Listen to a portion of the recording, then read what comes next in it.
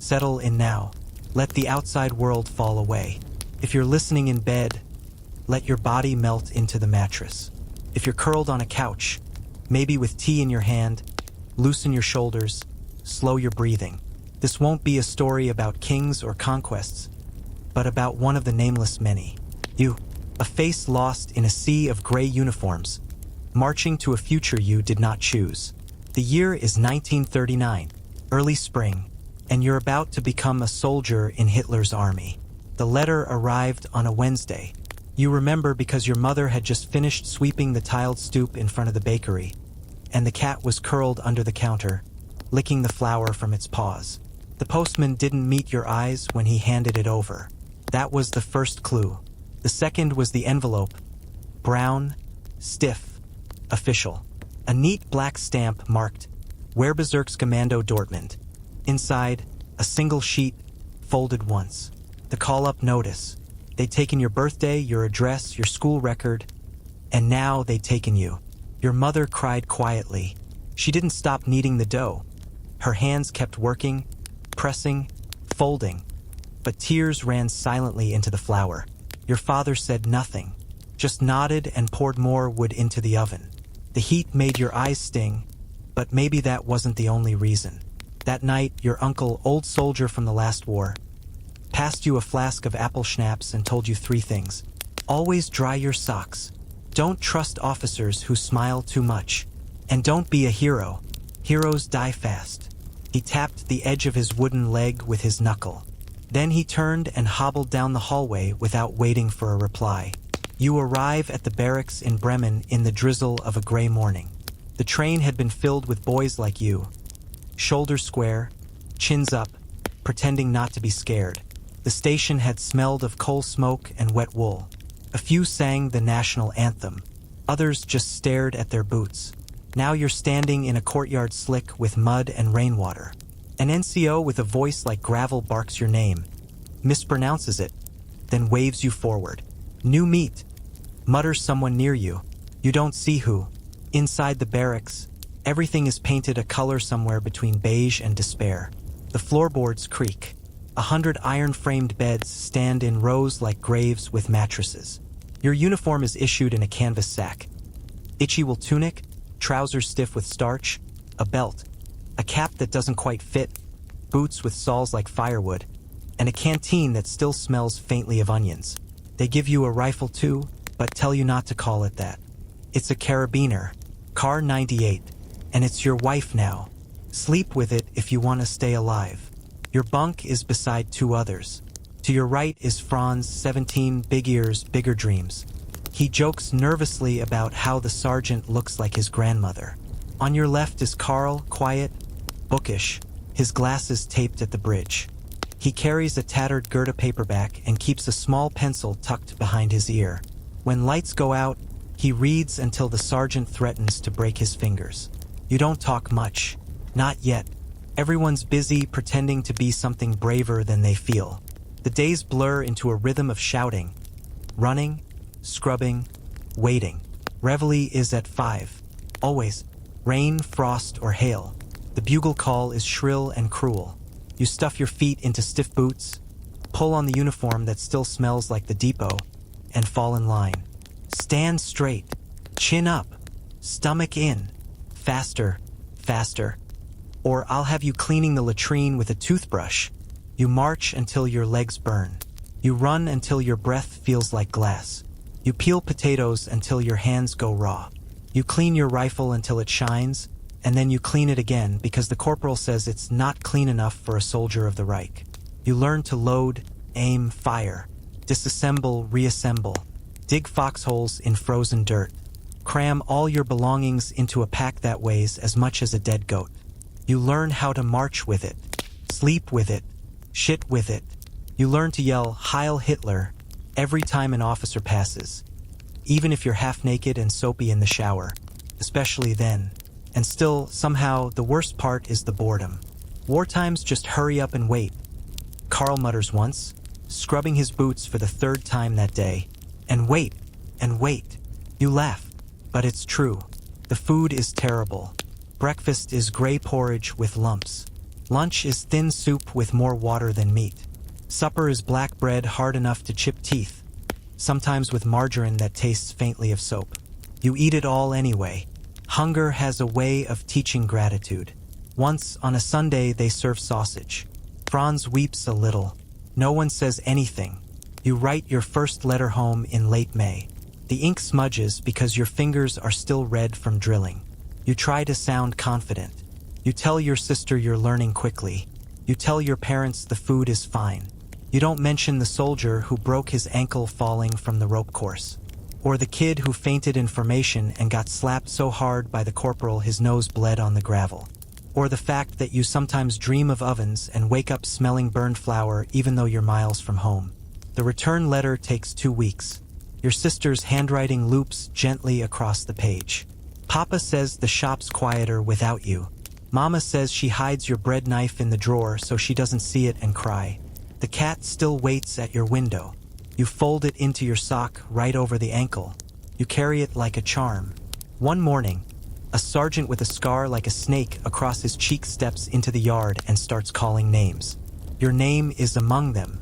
You're told to report to a room near the mess. When you arrive, there's a map pinned to the wall. Red arrows moving east across thick black lines. Poland. Someone whispers. The officer smiles, which is worse than when they yell. Gentlemen, he says, we're going to be part of something historic. You don't feel historic. You feel like throwing up. A week later, you're packed into a cattle car with 30 other men. Your gear stacked like crates. Your boots soaked from the morning rain. The train rattles eastward. No one sings. Franz hums a lullaby under his breath. Carl rereads the same page 3 times. You stare out the slit in the side of the rail car, watching the forest pass. Somewhere out there, your uncle once fought, bled, lost a leg.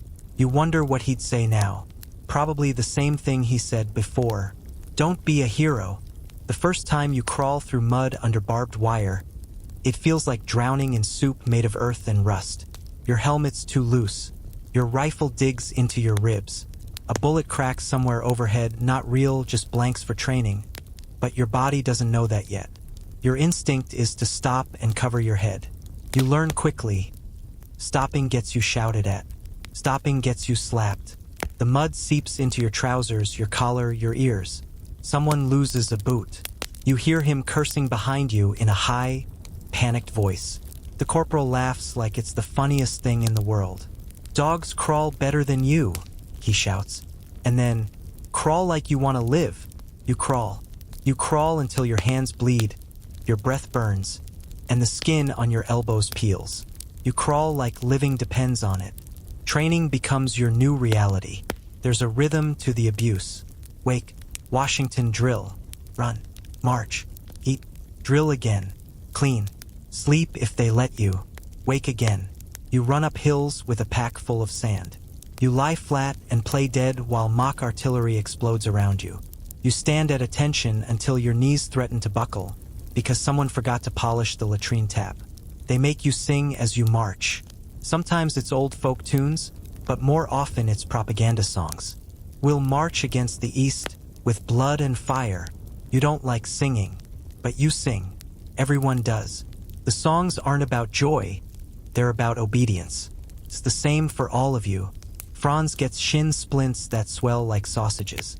They give him new boots and tell him to keep marching. Carl once speaks out in class during an ideology session.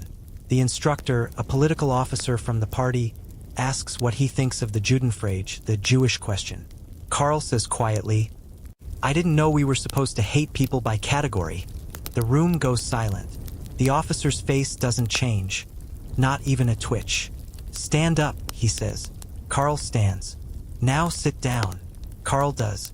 "Good," says the officer. "Next time, keep your mouth shut."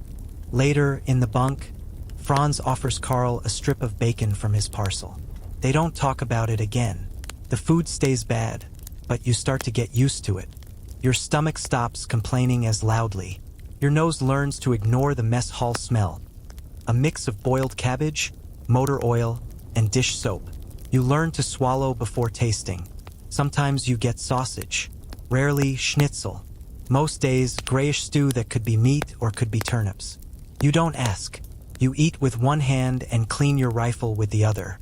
Your fingers do the work now, even when your mind is somewhere else. You dream about home a lot. Your father lighting the morning fire. Your mother humming while she kneads dough. The squeak of the bicycle you left behind. Your sister's voice reading stories aloud by candlelight. They feel like dreams from someone else's life. Once a week, if you're lucky, they let you write a letter. You always lie in them. Everyone does. You say you're learning fast. You say you're making friends. You say the officers are fair. You say the meals are filling. You say the boots are comfortable. You don't say that the corporal kicked a boy for sneezing. You don't say you've started hearing phantom rifle shots in your sleep. You don't say that you're afraid of becoming exactly the thing they want you to be. The corporal's name is Schindel. He's been in since 33. Narrow eyes, balding, voice like a wood rasp. He knows how to humiliate a man without raising his voice. When Franz forgets to secure his bedroll, Schindel makes him carry it on his back for 2 days, while still sleeping in it rolled up like a worm. When another recruit forgets to oil his boots, Schindel makes him stand in the courtyard and shout, "I love mud," for half an hour straight. You hate him. Everyone does. But one night, in the washroom, you see him unbuttoning his tunic and notice scars down his side. Long, straight ones. Bullet wounds, maybe. Or whip marks. You're not sure. Suddenly, you wonder what Schindel looked like 5 years ago. 10. Before the uniform, before the shouting. The thought unsettles you. You never speak of it again. One afternoon, they take you to the shooting range. It's your first time with live rounds. Real cartridges. Real risk. The instructor demonstrates with a bored tone. Targets 100 meters. You load. You aim. You fire. You do not flinch. Then he turns to the squad. Anyone hits the bullseye gets a cigarette. Franz gets close. Carl flinches on every shot. You grip the rifle tight, aim down the barrel. Your breath is slow. You squeeze, not yank, the trigger. Crack. The smell of sulfur. The recoil kicks your shoulder. You blink against the smoke. You miss. Not by much, but enough. "No smoke for you," the instructor says. You nod. You didn't want it anyway. By late June, you're different. You move without being told. You polish your boots without needing orders. You clean your rifle like it's a ritual. You don't even notice how tightly you stand anymore. Chin up, shoulders square. Franz jokes less now. He listens more. Carl still writes, but only when he thinks no one's looking. You all look older. Not in your faces, those are still young, but in your eyes. They've gone gray. Not color-wise, spirit-wise. You're starting to see how this place works. Obedience gets rewarded. Questioning gets crushed. Strength is praised. Weakness is punished. Compassion is ignored. It's not a camp. It's a forge. And you're all being hammered into something new. Sometimes, between drills, the sergeant reads off news from the wireless. Chamberlain resigns. Churchill in. France prepares for war. Russia signs pact with the Reich. Polish border incidents escalate. You don't understand all of it, but you know enough. The officers speak in quiet voices now. The maps on the wall have red string crisscrossing east and west.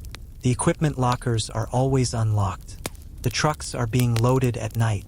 Carl says, "Something's coming." Franz says, "Good, let's get it over with."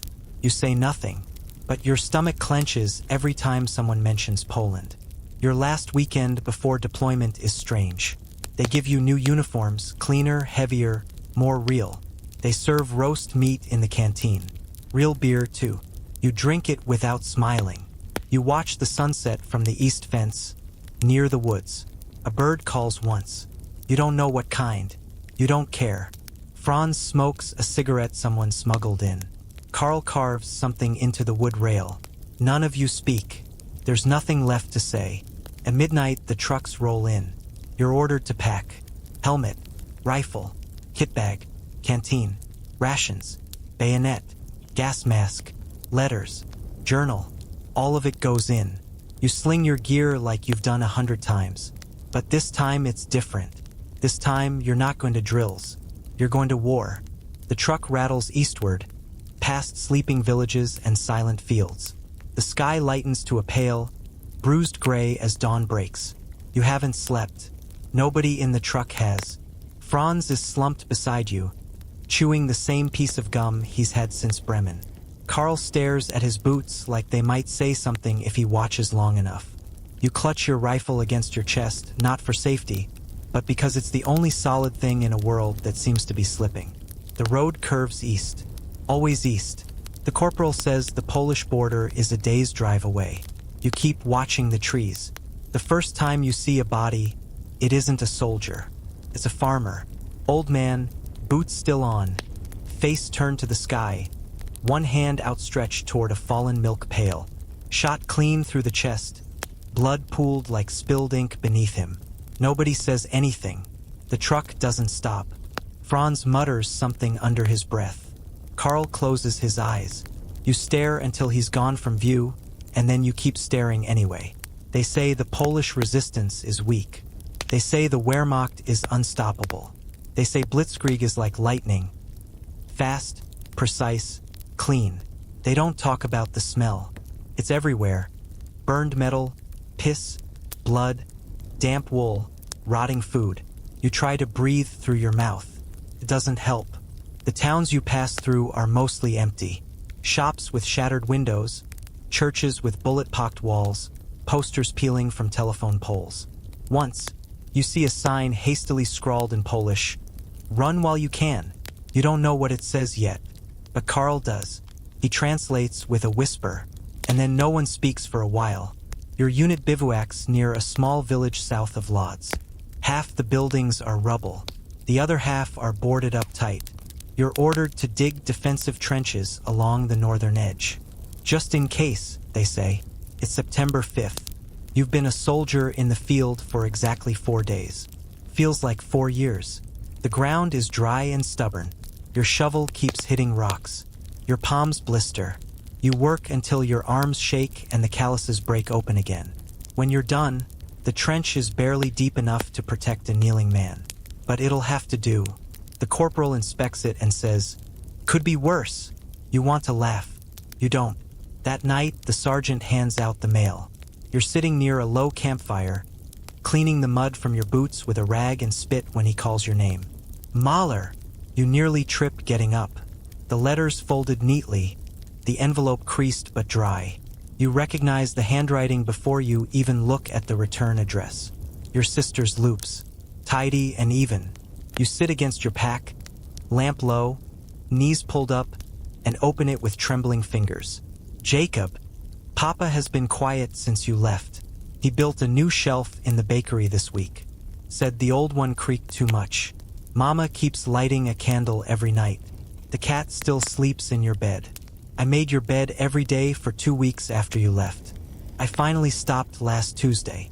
There was a man at the train station with one arm. He shouted something about Hitler and ran away. The police took him. Papa says not to ask questions. I hope you are warm. I hope they feed you. I hope your boots are dry. The chimney bricks fell off again. The old kind. From when we were little. I miss you. Your foolish little sister, Anna. You don't realize you're crying until the ink starts to blur. You read it again before sleep, folded under your helmet to block the firelight. The next morning, you fold it smaller, tighter, and slip it into your breast pocket, just behind your field dressing and the photo of your parents from last Christmas. Later, when bullets start flying, you'll find yourself tapping your chest, over that pocket, like it's a prayer. Carl gets no letters, not one. When the mail comes again a week later, he sits on the edge of a wooden crate and carves spirals into a soap bar with his knife. When you ask, he says, "My father said I was already dead when I left." He doesn't say more. That night, he drinks from a flask and writes in his journal with furious speed. No one asks what he writes. No one dares.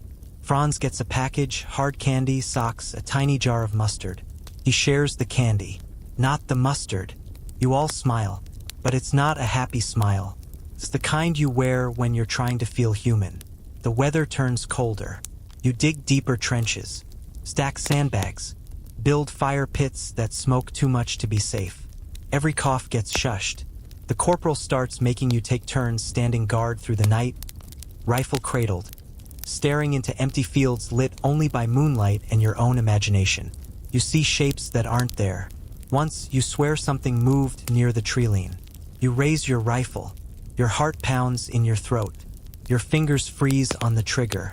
And then it's gone. A deer, maybe, or a trick of the dark. You don't report it. You don't want to be mocked. Then come the rumors. The SS is moving in behind the lines. Civilians being processed. Jewish villages emptied. Gunshots in the forest. You don't see it yourself, but you hear it. Whispered after lights out. Hissed behind latrines. Muttered in the chow line when no officers are near. Karl hears more than most. He speaks some Polish. He says, "Something is wrong." Franz says, "It's war. Nothing's right." You say nothing, but your stomach knots tighter each day. On September 27th, Warsaw surrenders. Your unit is ordered to parade through the outskirts. There's no cheering, no flowers, just ruined buildings and angry eyes behind broken windows. You pass a mother clutching a child to her chest. She stares at you, not with fear, not even with hatred, just nothing. Hollow. You grip your rifle tighter and look away. That night, someone in your unit steals a chicken from a local farm. They find the feathers under Franz's blanket, but he swears it wasn't him. The corporal beats him anyway. He doesn't resist. He just curls up and takes it, biting down on his own sleeve. Afterward, you sit beside him with a tin of snowmelt and dab at his bruises. He doesn't say thank you. He just stares at the fire, jaw clenched. You don't need thanks. Not anymore. 2 more letters come in October. The first is from your sister again. Mama baked your favorite bread. Said it didn't rise right without you. Papa burned the crust and swore for an hour. I cleaned the windows for something to do. The bakery's quiet. I miss the noise. The second is from your uncle. It's short, just 2 lines. Stay alive. They're not telling you everything. Watch the black uniforms. They're not like us. You read that one 3 times. Then you burn it in the cook stove when no one's watching. It rains for 10 days straight. Your trench fills with water. Your socks never dry. The lice come, then the rats. You use your bayonet to stab one that chews through your pack. You eat canned meat that smells like death and tastes like rust. You swallow it anyway. Every muscle aches. Every joint complains. Your fingers are cracked from cold. Your rifle rusts faster than you can clean it. Still, every morning you wake, you march, you follow orders. Because that's what you do now. You're a soldier in Hitler's army. And no one cares if your boots are full of blood, as long as you keep walking. The first time you hear the word liberation, it comes from the mouth of an officer with shiny boots and perfect hair. He stands atop a wooden crate, barking orders into the autumn wind. "This isn't conquest," he says. "This is rescue. We are liberating the Polish people from their backward rulers. We are bringing order, justice, civilization." You stare at the mud caked on your boots. Someone behind you coughs. A horse shifts and snorts nearby. You wonder if the old man lying in a ditch 3 villages back, face blue, pants soaked in blood, felt liberated. Your squad is ordered to secure a town west of Radom. You march for 6 hours through dense forest. The wheels on your supply cart snap a spoke. The corporal screams until 2 of the youngest men are lifting it by hand. You're ordered to push the rear axle. Your arms burn. Your legs scream. No one offers to trade. When you arrive, the village is already silent. The SS got there first. You don't see them, but you see what they left behind. The church doors are broken in. Inside, pews are overturned. Bibles burn in a pile by the altar. A statue of Mary lies in pieces, the face chipped off. The air stinks of gunpowder, piss, and fear. Behind the rectory, there's a shallow pit. Fresh earth. Your stomach turns before your brain can finish the math. Karl stands beside you, pale as milk. "They didn't dig deep," he says softly. Franz throws up behind the chapel. No one speaks for a long time. That night, you're ordered to stand watch on the church tower. The wind howls like a dying thing. and the bell ropes creak every time you shift your weight. From above, the village looks almost peaceful. A few chimneys still smoke. Somewhere a dog barks. The stars glitter, silent and cold. Carl joins you halfway through the shift. He doesn't say anything, just sits beside you and stares. You pull out the last of your sister's letter and reread it under the moonlight. I made your bed again today, just for old time's sake. You fold it carefully and put it away. If you don't, it'll blow into the trees and be gone forever. 2 days later, a shot rings out from a second-story window in another village. The bullet misses the corporal by inches and hits a soldier from the 3rd platoon square in the throat. Everything goes still. Then all hell breaks loose. Grenades, screaming, smoke. The house collapses under tank fire. Inside, they find 3 partisans, 2 dead, 1 alive. Barely. The surviving one is no older than Carl. Maybe 17. Dirt-smudged face. Eyes like flint. The officers say he's to be interrogated. You never see him again. Later, Carl mutters. He probably couldn't even grow a beard. You can't tell if it's pity or rage in his voice. Maybe both.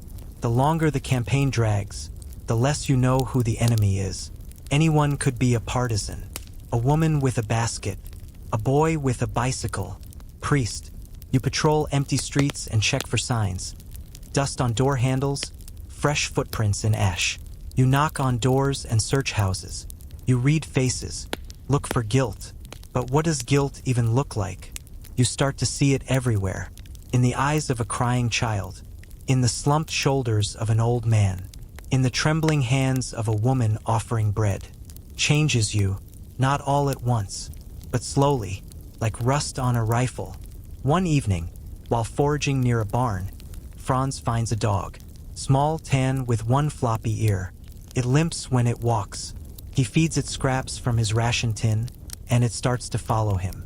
He names it Hans. The dog sleeps at his feet and growls at officers. Everyone loves it, until the day the lieutenant sees it and orders it shot. No strays, he says. They carry disease. Franz argues, first gently, then louder. The lieutenant pulls his pistol and shoots the dog in the head. Franz doesn't eat for 3 days. No one mentions the name Hans again. Then comes the winter. The leaves turn brittle. The wind grows teeth. Your uniform is thin. Your boots leak. The coat they issued you has a tear under the arm that you patch with thread from Carl's kit. Frostbite becomes common. You wrap your toes in cloth. You stuff hay in your sleeves. You rub snow on your face to stay awake during night watches. You think of home every time the wind cuts your skin. You think of the bakery, the warm stone walls, the sourdough rising in the dark. It hurts more than the cold. One morning you find a child in a barn, maybe 5 years old, half-starved, dirt on his face, tears on his cheeks. Doesn't speak. The corporal says to leave him. We're not nurses, he says. Carl crouches down and offers the boy a piece of bread. The child flinches, then grabs it and runs. You never see him again. Carl watches the empty doorway long after he's gone. Later that night, he writes something in his notebook. You glance over when he's not looking. One line reads, "The only enemy I'm sure of anymore wears our uniform. Back at camp, the mail arrives again. You get a letter from Anna. The bakery's roof collapsed under snow. Papa says it'll take a month to fix. Mama won't let anyone throw away your old shoes. She keeps them under the stove. Says they'll stay warm for you. The neighbor's son, Elias, came home. Lost an eye in Belgium. He won't talk about it. Just sits at the window and drinks. Mama brought him soup. He cried and said thank you and then left. You're still my big brother, even if you're far away. Please come home soon." You stare at the page until the words blur into fog. Franz gives you half his chocolate bar. You don't ask why. You just take it. On November 10th, you're ordered to accompany an SS unit to a rural village near the Bug River. They say it's a sweep. Security measures. Nothing major. You ride in the back of a truck, rifle across your lap, stomach turning. When you arrive, the village is already surrounded. The SS officers bark orders in clipped tones. The villagers are gathered in the square, dozens of them. Old men, women, children, blank faces, some crying, most silent. A man tries to run. He doesn't get far. You don't see who shoots him. You don't want to. They burn the houses, one by one. You stand at the edge of the square, gripping your rifle so hard your knuckles go white. You don't move. You don't speak. Carl doesn't blink. Franz stares at his boots. When it's over, smoke clings to your hair. Your coat smells of ash for days. No one talks about it. Not ever. But you see it in their eyes. All of them, especially the mirror. Afterward, you ask your corporal why it happened. He says, "Orders." You ask the lieutenant. He says, "You saw what the partisans did to the last patrol." You ask Carl. He just says, "No one's coming back from this clean." One evening, you sit beside the fire, carving notches into the butt of your rifle. One for every week you've been in Poland. You count 17. 17 notches. You realize you've stopped counting the days since you left home. You only count time by mud, by smoke, by how many pairs of socks you've worn through. Your coat is darker now. Your boots sag. Your rifle is cleaner than your soul. You are 19 years old, and already you feel ancient. By December, the word occupation starts to taste bitter in your mouth. You used to think it meant flags and ceremonies, friendly locals, maybe a bottle of schnapps shared on Christmas Eve. That's what the posters back home implied. Clean parades, obedient towns, smiling children. Instead, it means patrols, endless ones. It means knocking on doors that don't open, faces that don't smile, eyes that look right through you like a ghost passed by. It means cold mornings standing guard outside half-burned shops, the wind creeping down your collar while the village pretends you're not there. Your company is stationed outside a small town called Dabrowa, nestled in a bend of the Vistula River.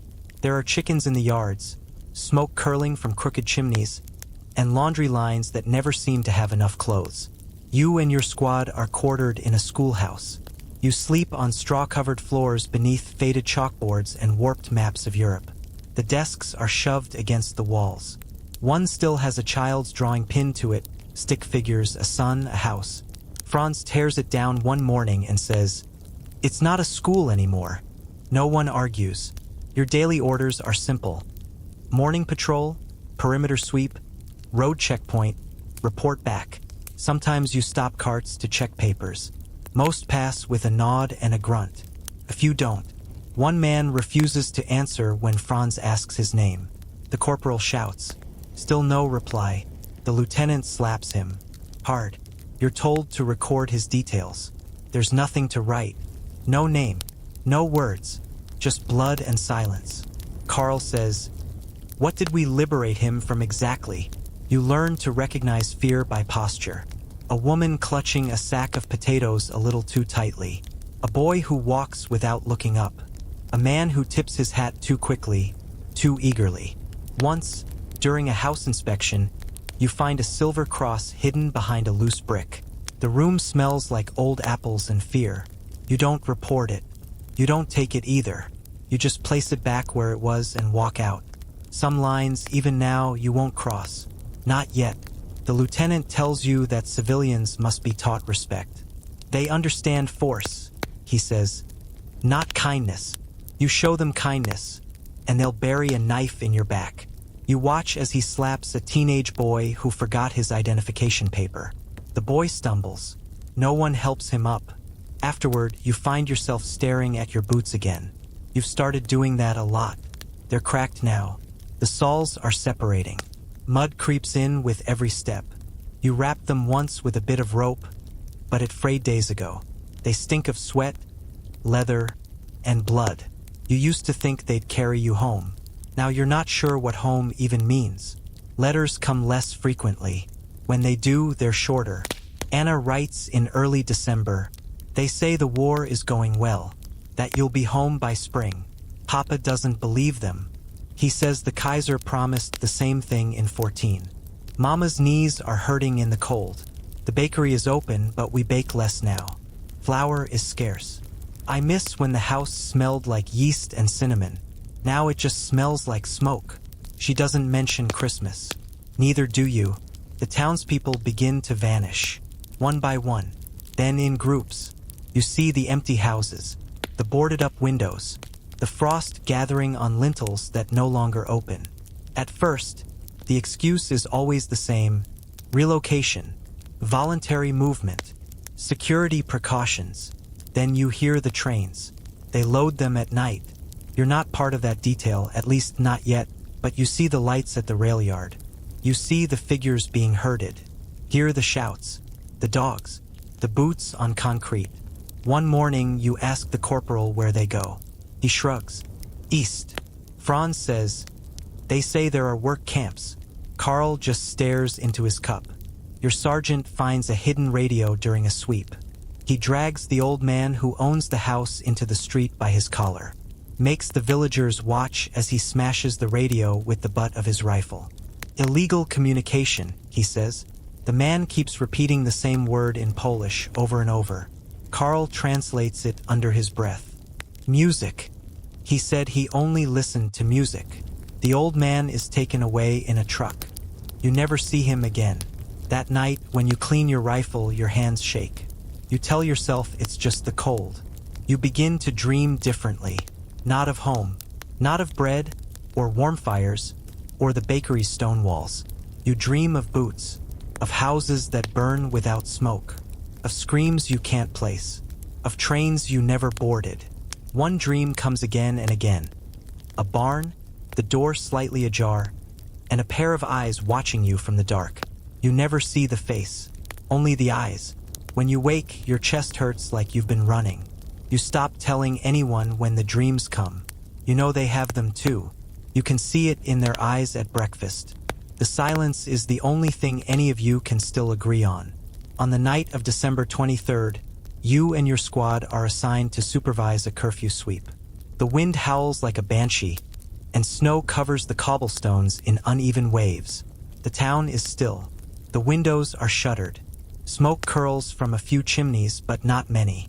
As you walk past the bakery, abandoned since October, you catch the faintest scent of something sweet. Maybe memory, maybe madness. Carl lingers beside the door. He stares at the rusted lock for a long time. Then he says, "I can almost smell cinnamon." No one answers. Christmas comes. There's no tree, no music. The mess hall serves tinned meat and a biscuit hard enough to break teeth. The lieutenant reads a speech from Berlin headquarters. Germany stands strong. Europe is reborn. Victory is near. You chew slowly, staring at your tray. No one cheers. Franz drinks something from a flask. Carl smokes. Someone hums "Still Nacht" until the sergeant tells them to shut up. Later that night, you open Anna's letter again. The last one. The ink is smudged where the stamp bled into the corner. It smells faintly of fireplace smoke. "I left a candle in your window.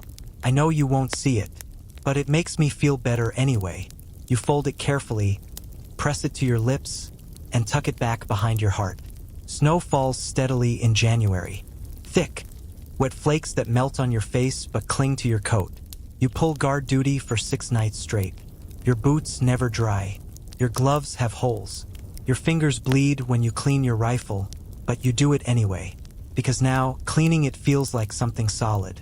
Something predictable. Because if the rifle is clean, maybe everything else hasn't fallen apart completely. Maybe you hear rumors that the army is preparing for something big. Movement in the east. Rail lines under construction. Supplies stockpiled.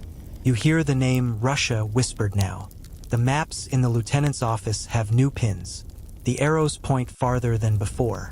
One night, over a cigarette behind the barracks, Carl says, "They're not finished. Not even close." You ask, "What do you mean?" He flicks ash into the snow. "They'll keep going. East, always east, until there's nothing left to burn." You say nothing, because deep down you know he's right. You've stopped calling yourself a soldier. You don't know what you are anymore. Caretaker of silence. Witness to smoke. Bearer of orders. You walk with your head down now, not out of shame, but to avoid seeing the things that break you. You clean your rifle. You fold your letters. You count the days with chalk scratches on your bed frame. You wait. You survive. because that's all you can do now. The tone grows heavier as the Wehrmacht pushes deeper into Russia during Operation Barbarossa. History blends with exhaustion, frostbite, and the slow unraveling of meaning. The orders come in May, carried by a captain who's too clean for the field. He reads from a clipboard while smoking a cigarette, not bothering to look at the men he's sending to the slaughter. Directive 21. New assignment. You're going to be part of something historic. You'll be remembered. You've heard that word before, historic. Back in Bremen before Poland. Before the ash, before the screams. The corporal spits in the dirt. Karl scratches his stubble. Franz lights a match just to watch it burn. You don't say anything. Not because you're brave, but because you've run out of words. Operation Barbarossa, they call it. Named after a medieval emperor who died trying to cross a river. That part never gets mentioned. You're loaded into a truck at dawn. The sky is the color of dirty milk. No birds sing. The road east is clogged with men, tanks, horses, supply wagons. A rolling steel river with no shore. The dust chokes your throat. Your hands blister on the rifle you haven't fired in months. As you pass through the Polish border again, now just lines on a map, you see a boy in a tattered coat selling turnips from a sack. He doesn't wave. Neither do you. By June, the sun is cruel. The days are long and sharp-edged. Heat presses against your skin like a wet blanket. The trucks overheat. Horses die in the road, their ribs casting shadows on the gravel. Franz skins one for stew. Meat is meat, he says. No one argues. You eat it. You chew slowly. You taste every sinew. You say nothing. The first firefight happens outside a village with no name. A sniper. 2 bullets. 1 dead. He hit the lieutenant in the mouth. Left half his face dangling. You're ordered to search the village. Inside one house, you find a girl no older than Anna. She's holding a child. Her hands shake. Karl pulls you away before you say anything. Outside, the new lieutenant orders the house burned. You light the match, because it's your turn. By July, the roads vanish. The map says there's a town here, but all you see is marshland and mosquitoes. You walk ankle-deep through sucking mud. Your boots fill with water. Your socks rot on your feet. You stop caring. The tank column ahead of you sinks into the bog. Men try to dig it out with shovels and curses. One drowns. No one recovers the body. Your company crosses a forest so dense it swallows sound. The trees are too tall. The sky disappears. The air is wet, and the moss stinks of decay. One night, Franz swears he sees eyes in the branches. The next morning, he's gone. You find his helmet in the underbrush, cracked clean through. The sergeant says, probably deserted, but Karl finds blood on the bark. You bury the helmet with a tin cross and keep walking. Rations run low. Bread turns to biscuit. Biscuit turns to powder. Powder turns to nothing. You boil roots, catch frogs, eat snow. Your ribs show through your shirt. Your belt hangs loose on your hips. The corporal shoots a dog and cooks it over a campfire. Nobody asks where he found it. Nobody wants to know. Then the rain starts. Not drizzle, not storm, something else. A flood from the sky. Days without end. The trenches collapse. The trucks sink. The rifles rust in your hands. You sleep standing up. Your socks don't dry for 3 weeks. Fungus eats your skin. Karl loses a toe. He doesn't cry. He just hands you his boot and asks you to cut the leather for more space. You do it, because what else is there? The Russians don't fight like the French. They don't surrender. They don't flee. They hide in the woods and shoot from behind trees. They crawl under wire. They blow bridges at night and leave bodies in the road during the day. You never see them coming. One moment, you're walking beside Karl. The next, he's on the ground, bleeding from the neck, gurgling like a drowned man. You clamp your hand to the wound. He grabs your arm. His lips move. Don't let them take my notebook. You don't. You hide it in your coat after he dies. You burn the pages a week later. You couldn't bear to read them. The tanks reach Smolensk. You don't. Half your company is gone. The medics stopped counting. The replacements don't talk. They march like ghosts. The officer says you're heroes. He says Berlin is proud. You wonder if Berlin knows your name. In August, a boy joins your unit. 16. Face like porcelain. Still smooth-cheeked. He throws up the first time he sees a corpse. The corporal beats him. 2 weeks later, he shoots himself during night watch. They bury him with no marker. No one remembers his name. You think it might have been Emil, but you're not sure anymore. Mail hasn't come in over a month. Maybe the train stopped. Maybe Anna stopped writing. Maybe there's nothing left to say. You still check your pocket every night, just in case. The commander says Moscow is close. Just a few more kilometers. He's lying. You've seen the maps. You've seen the mud. You're walking in circles. The fuel drums are empty. The horses are bone-thin. The boots are falling apart. Winter whispers from the east. You feel it, like a knife behind your shoulder. You meet the Russians outside Vyazma. They're dug in deep. Artillery screams from the horizon. The sky turns black. Dirt rains like ash. You're told to charge. You do, because what else is there? Bullets sing. Men scream. Carl's voice rings in your head even though he's gone. You fire. You reload. You fire again. At what you don't know. The smoke is too thick. You see a man with red stars on his collar. You pull the trigger. Nothing happens. Your rifle jammed. He looks at you. You look at him. Neither of you moves.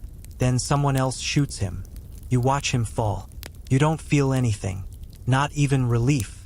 Afterward, your squad sits behind a destroyed barn, drinking melted snow. Nobody speaks for an hour. Then the corporal says, "We're not soldiers anymore. We're survivors." You nod, not because it's true, but because it's the only thing left to believe in. By October, the snow starts falling. The ground freezes. The trucks stall. Your fingers go numb even with gloves. You light fires with book pages and furniture. You sleep in holes. You eat whatever the quartermaster can find. Sometimes rat, sometimes horse, once even boiled leather.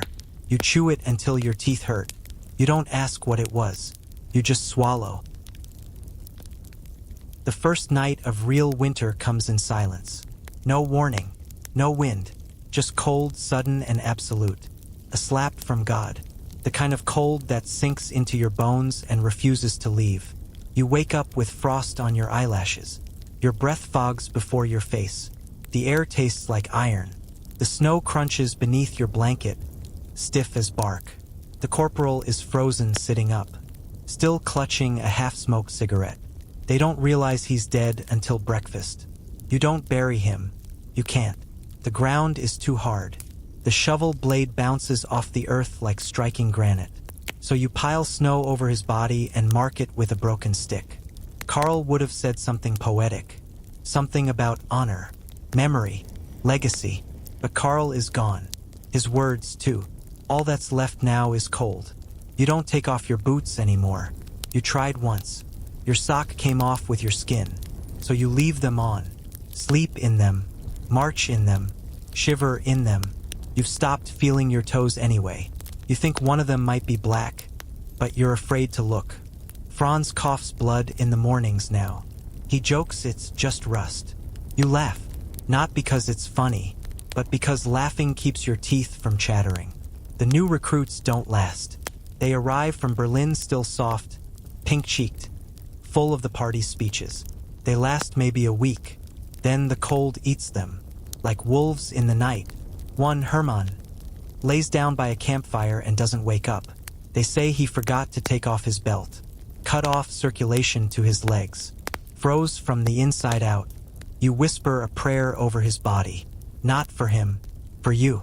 The Russians attack in the dark. No warning, just flares and shrieking shells. The sky lights up green and white and red, like Christmas if Christmas had fangs. You scramble from your foxhole, firing blind. The snow is red when it's over. The sergeant is missing half his face. The new lieutenant vomits and quits command. You find your helmet 20 meters away, cracked, dented, full of ice. You don't remember losing it. You don't remember most things now, only that you're still alive. And you're not sure that's a good thing. They say reinforcements are coming. They lie. The roads are gone. The rail lines are choked with wreckage. Supply convoys vanish in the night, swallowed by frost or fire or something worse. No food, no bullets, no orders, just the cold and the endless snow. You start to dream again, but not of home. Now you dream of heat, of fire, of bread warm from the oven, cracking open with steam. You dream of a bath, a real one, with soap and clean water. You dream of Anna's letters. You wake up crying, fists clenched, throat hoarse. You haven't cried in months. You hide your face so the others don't see. Not out of pride, but because if they see you crack, they'll crack too. And if everyone cracks at once, you know this whole line will fall apart like wet plaster. On December 10th, a general visits your position. He wears furs, real ones, fox maybe. His boots are new. His breath doesn't fog when he speaks. He says, "Hold until further notice." Then he turns and leaves. You watch his driver load him into a warm staff car with heated seats. The tires spin once in the snow. Then they're gone. Franz whispers, "He'll be warm tonight." You don't answer. You're too busy trying to feel your fingers. You run out of wood, then coal, then books. You burn the furniture from a nearby farmhouse. You burn the door. You burn the floorboards. You burn the family portraits one by one. You don't ask who lived there. You don't want to know. Your breath is thick with smoke and frost. Your fingers blister from heat and then freeze again within minutes. You're either burning or frozen. Nothing in between. One man in your squad, Hofer, starts talking to the fire. Not to the men, to the fire. He thanks it, apologizes when it dims, prays to it when he thinks no one's watching. Then one night he walks straight into it. No scream, just the smell of pork and wool. You don't put it out. There's no water anyway. The snow starts falling sideways in January.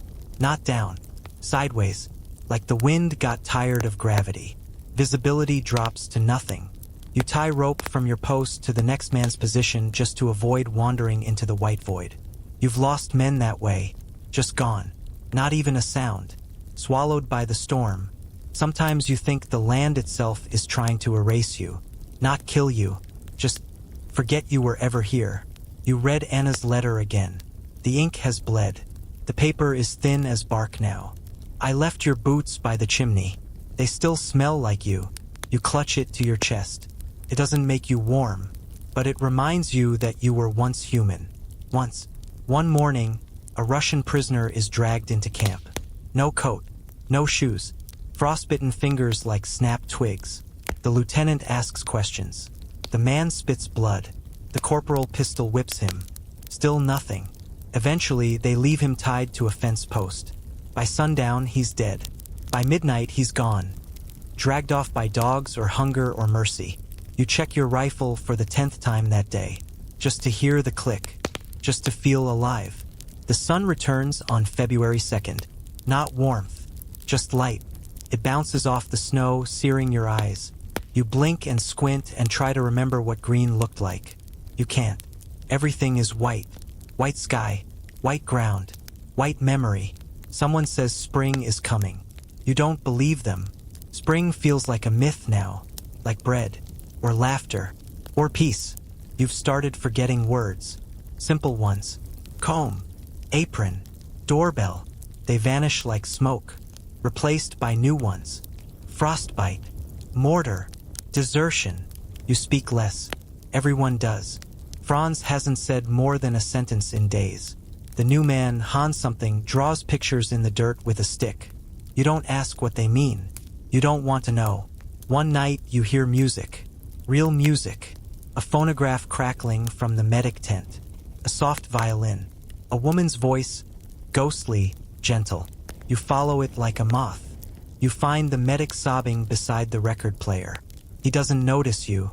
You sit and listen to the last 20 seconds of the song. Then the record ends, and the silence returns like a blanket. Heavy, cold, final. You begin to wonder what the point of surviving is. Not in a dramatic way. Not like the boy who shot himself last month. Just in a quiet, logical way. If this is survival, if this is all that's left, what's the reward? What comes after this? You don't have an answer, so you keep walking, because that's what you've done since Poland. And you don't remember how to stop. The orders arrive on a sheet of damp paper, typed and signed. You're told the village ahead is harboring partisans. You're told to make an example. You're told to be thorough. The lieutenant reads it with the face of a man who doesn't want to understand. You want to ask, what does thorough mean? But you don't, because you already know. The village is small, maybe a dozen homes, a wooden church with a sagging bell tower, 2 barns, 1 well, snow up to your knees. You count 15 people, mostly old, a few women, 1 child, no older than 5, peeking through a crack in a stable door. No one runs. That's what unsettles you most. They just stand there waiting, like they've seen this before, like they've already grieved. The corporal gives the order. Your hands move before your mind can stop them. You shout, herd, kick in doors. 1 man resists, swings a stick. He's shot before he even finishes the motion. You stand over his body, breathing hard. The blood steams on the snow. You feel your heart pounding, fast, too fast. You want to be sick, but there's no food in your stomach to throw up. You find a rifle under a floorboard in the last house. It's old, rusty, probably hasn't fired in years. Still, it's all the proof they need. The lieutenant says burn it all. Black order, he says. No traces. You don't ask who gave it. There's no signature. There never is. Only silence behind the command. And your own face in the cracked glass of a window. You throw the first torch into the church. The thatched roof catches fast. Inside, you see someone had laid flowers before the altar. The flames consume it within seconds. The old man who ran the bell tower screams until a rifle but knocks him quiet. Smoke pours into the sky. The snow turns black. The wind carries the smell for miles. Burnt wood, hair. You march away from the ruins with the rest of your unit, not speaking, not looking at each other. Your coat is warm for once, heat soaked into the lining. You hate it. That night, you clean your rifle again. Franz doesn't. He sits cross-legged in the snow, unmoving. His eyes don't blink. You touch his shoulder. He flinches like you struck him. You both go to sleep without another word. You wake to find Hans missing. You search. The others do, too. Eventually, you find him behind the latrine, slumped against a tree. 1 shoe off. 1 sock soaked in blood. He cut both wrists with a mess knife. There's a note half frozen to his chest.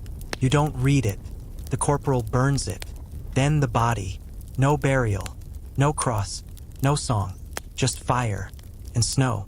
2 days later, the Russians counterattack. Shells rain down like thunder from a hateful sky. You dive into a trench and pray the mud holds. Franz takes shrapnel to the gut. You drag him to the medic station. He's still alive when they lay him down. He grabs your wrist, eyes wide. Do you think God watches this? You can't answer, because you don't know anymore. He dies before sundown. You sit with him until his breath stops fogging. Then you take his tags. He never had a will, but in his breast pocket you find a drawing, a loaf of bread, and the word home. That night, during watch, you see a fox, thin, pale, moving between the burnt-out tanks. You don't raise your rifle. You just watch it disappear into the trees. And for the first time in months, you feel something. Not hope, not joy, something quieter, like a memory you didn't know you still had. 2 weeks later, new orders. Scorched earth, the officer says. If they can't use it, we leave them nothing. You burn fields, salt wells, shoot livestock, tear down bridges. It feels like drowning a man after he's already dead. On the road to Rzew, you pass a column of prisoners. Hundreds of Russians, starving, limping, wrapped in rags, as like ash. 1 drops in the snow, doesn't move. The guard doesn't stop walking. No one does. You leave him behind, half buried in the white.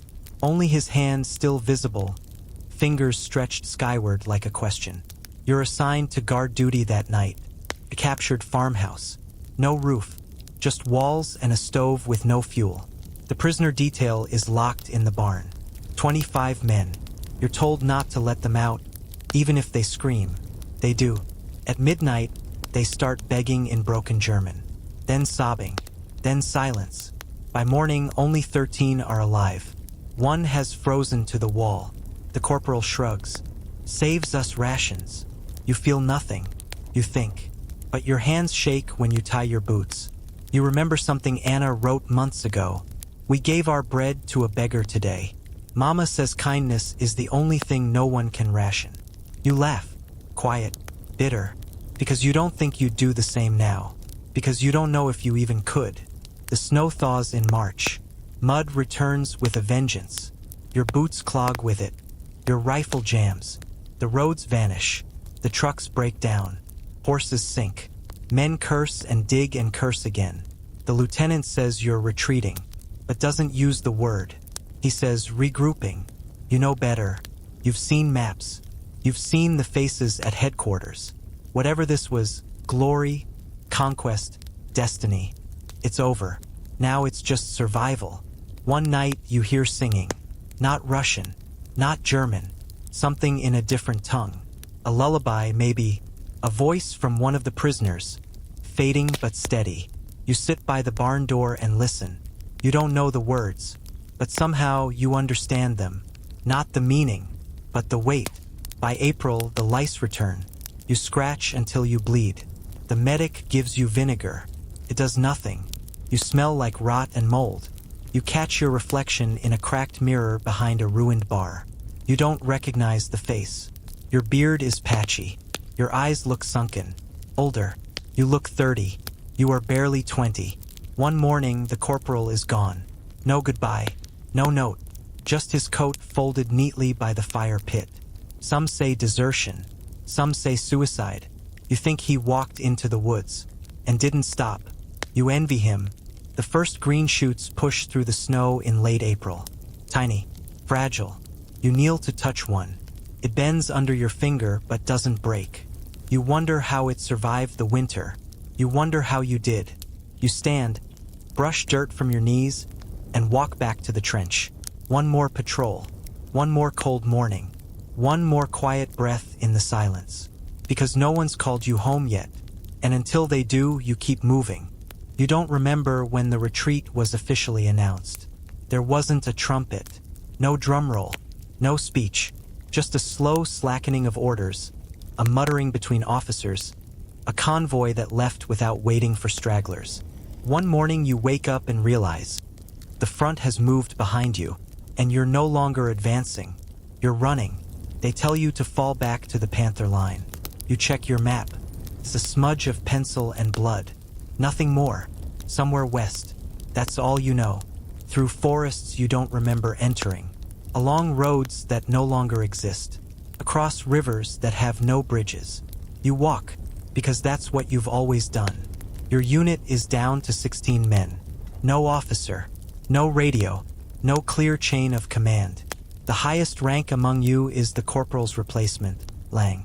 A quiet man from Dresden who chews on matchsticks and never blinks. He says very little, but he keeps you moving. You follow him because you can't think of a better idea. You sleep in abandoned cellars and collapsed barns. You drink from ditches and melted snow. Food is a memory. One day you find a potato, just one. You cut it 6 ways and hand it out. No one complains. They chew slowly, like they're savoring a church hymn. In the 3rd week of retreat, you find a wagon flipped in the mud. Supplies spilled, crates cracked open. Among the wreckage, cigarettes, soap, tinned beef, chocolate. Real chocolate. You stare at it like it's a relic from another world.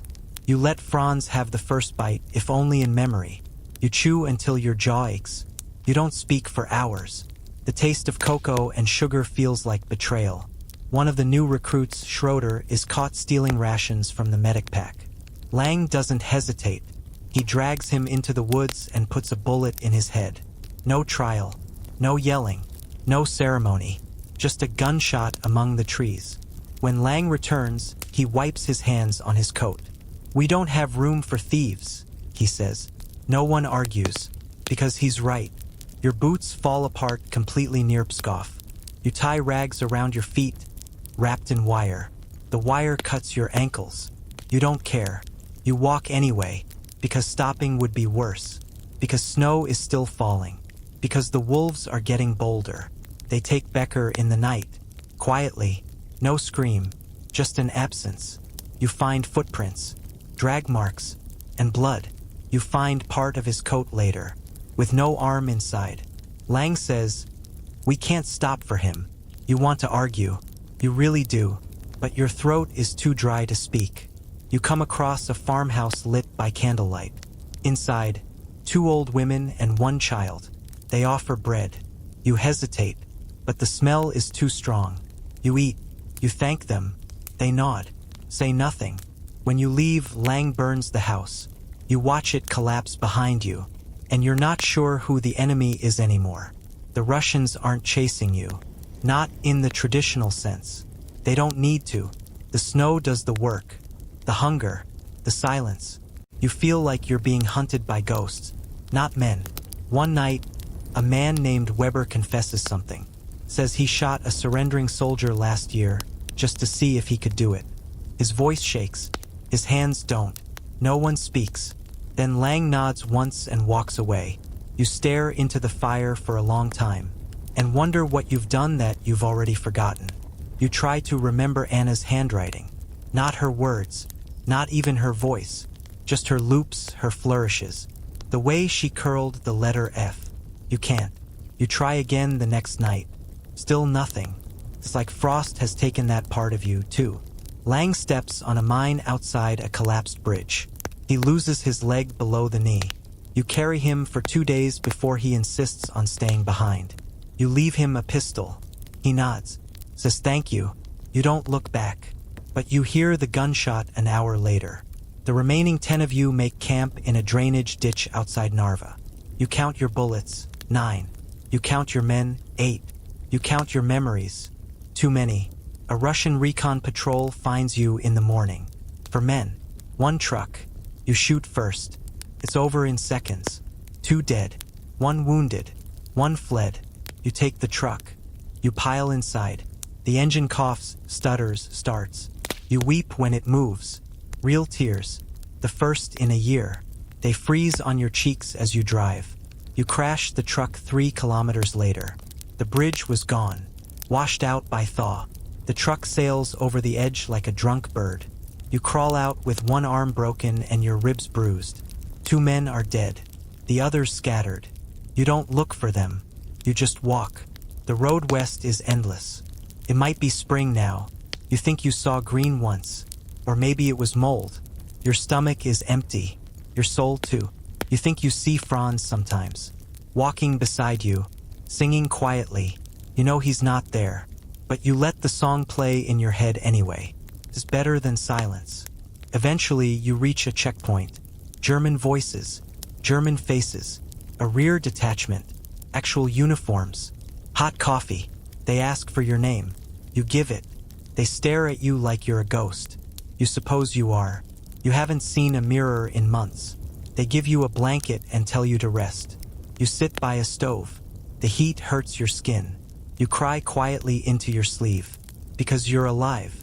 And that's the worst part. They call it rear duty. But nothing feels behind the lines anymore. You're back in a depot town. Tucked somewhere between rusted train tracks and broken barracks.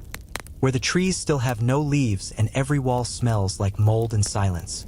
There's soup here. You eat it slowly. Thin broth, gray like dishwater, floating with 2 tiny pieces of something pretending to be meat. You chew one. It dissolves like ash. You swallow anyway, because you're not hungry anymore, just used to the motion. They assign you to watch over crates. A warehouse full of old uniforms, crates of helmets, shelves stacked with boots. Some are new, some aren't. You find 1 pair still caked in blood and snow. You sit on a crate and stare at them for an hour, wondering if they're yours. But you can't remember, so you leave them there, like the rest of your memories. The lieutenant in charge of the depot wears clean gloves. He walks like someone who hasn't missed a meal in months. He calls you veteran but doesn't look you in the eye. You nod when he speaks. You salute. You do everything you're told. But you don't speak unless required. Words feel heavier now, like stones, like guilt. Some nights you wake up before dawn, convinced you're still in the trench. You reach for your rifle, then you remember it's gone. They took it at the checkpoint and never gave it back. Part of you misses it, not as a weapon, but as a weight, something that made your hands feel full. Now your fingers twitch for no reason, as if even your muscles feel abandoned. There's a chapel near the depot, ruined, roof half collapsed, candles long gone, but it's quiet. You sit on the stone bench and listen to the wind come through the broken glass. Sometimes other soldiers wander in. They nod, sit, say nothing. You all stare forward, like waiting for a priest who's never coming. No one kneels. You've had enough of bowing. One day, a clerk from records calls your name. You walk into a tent that smells like ink and damp paper. She asks you when your last unit was disbanded. You tell her 3rd Company, 123rd Infantry. She checks the list, shakes her head. They're listed as Kia, she says. You shrug. I guess they are. She looks at you again, this time longer, then stamps your file and waves you out. You were erased, it seems, even before you arrived. The depot receives a train full of new replacements. Eager boys in crisp uniforms. You watch them unload, their boots polished, their rifles oiled. One of them smiles at you. You don't smile back. You walk away instead, because they look like you once did, and you wouldn't wish that on anyone. You find a mirror behind the latrine one afternoon, propped against a crate, half-cracked, covered in dust. You wipe it with your sleeve. Stare. What stares back isn't you. Or maybe it is. Gaunt cheeks, yellowed eyes, beard growing wild, skin like cracked parchment. You touch your face. It's cold. Still yours. Still breathing. Still here. For some reason that makes you want to scream. But you don't. You just turn the mirror around and walk away. The depot doctor checks your chart and offers you leave. 2 weeks. Somewhere quiet. Real bread, even wine. You nod. You think about it. But that night, you pack your things and go nowhere. You stay. You keep watching over crates. You're not sure why, but the idea of home feels more frightening than another winter. They send a priest eventually. New, young, Polish accent, nervous eyes. He offers confession. You decline. He offers communion. You decline that too. He asks what you want. You stare at him for a long time, then say, "Forgiveness isn't heavy enough." He doesn't come back after that. The trains come and go, loaded with crates, bodies, lies. You see a manifest once. Non-essential material. It's stamped across a coffin. You wonder what qualifies as essential anymore. Not you, not Carl, not Franz, certainly not Becker. Maybe the chocolate, maybe the rifle, maybe that one green shoot you saw poke through the frost. Everything else seems disposable. The clerk finds you again. This time she has a medal. Iron Cross, she says. Posthumous. But they corrected the record. She hands it to you. It's cold in your palm. Too bright. Too clean. You pocket it. You don't wear it. You don't tell anyone. It's not yours. Not really. Just something they gave you to fill the silence. One morning, a letter arrives. Handwritten. No return address. The script is shaky. You open it. Inside, only 6 words. I still leave your boots out. There's no signature, but you know it's Anna. You fold the letter and place it in your boot, next to the skin. That night, you dream of home, of real bread, of footsteps on wood floors, of laughter. You wake up crying. But this time, it doesn't hurt. In late spring, they give you new orders. To report to another division. To return to the front. The clerk hands you the envelope and salutes. You nod. You don't open it. You walk to the river instead, and watch the water move. Fast, cold, relentless. You think about stepping in, letting it take you, but not to die, just to forget, to drift, to be weightless again. Even for a moment. Behind you, the depot bell rings. Another train, another war, another winter to come. You take the envelope from your pocket. You tear it in half. Then again. Then again. You let the pieces scatter into the river. They float for a moment, then vanish beneath the current. You breathe deeply, once, twice, and for the first time in years, you feel like maybe, just maybe, you might live. The year is now 1943. The Wehrmacht is cracking from the inside. What was once a war of conquest has become a war of attrition, confusion, and existential dread. You don't remember rejoining. Not clearly. It happens the way frost creeps over a window pane. Slow, quiet, inevitable. One day you're guarding crates. The next, you're in a train car packed shoulder to shoulder with faces that look too clean, too hopeful. You don't speak on the journey. You just listen to the wheels hammer the track, over and over, like the ticking of a bomb you forgot to fear. Your new unit is called Remnants. Not officially, but that's what they say. It's a patchwork of what's left. Men pulled from shattered regiments, convalescent hospitals, penal battalions. The wounded, the limping, the quiet-eyed. You recognize the look in them. The look that says, we came back, but not all of us returned. They give you a uniform. New, stiff, too clean. You miss your old one. It had the smell of history, of smoke and cold and something like identity. This one just smells like starch and lies. You put it on anyway, because there's no one to protest to.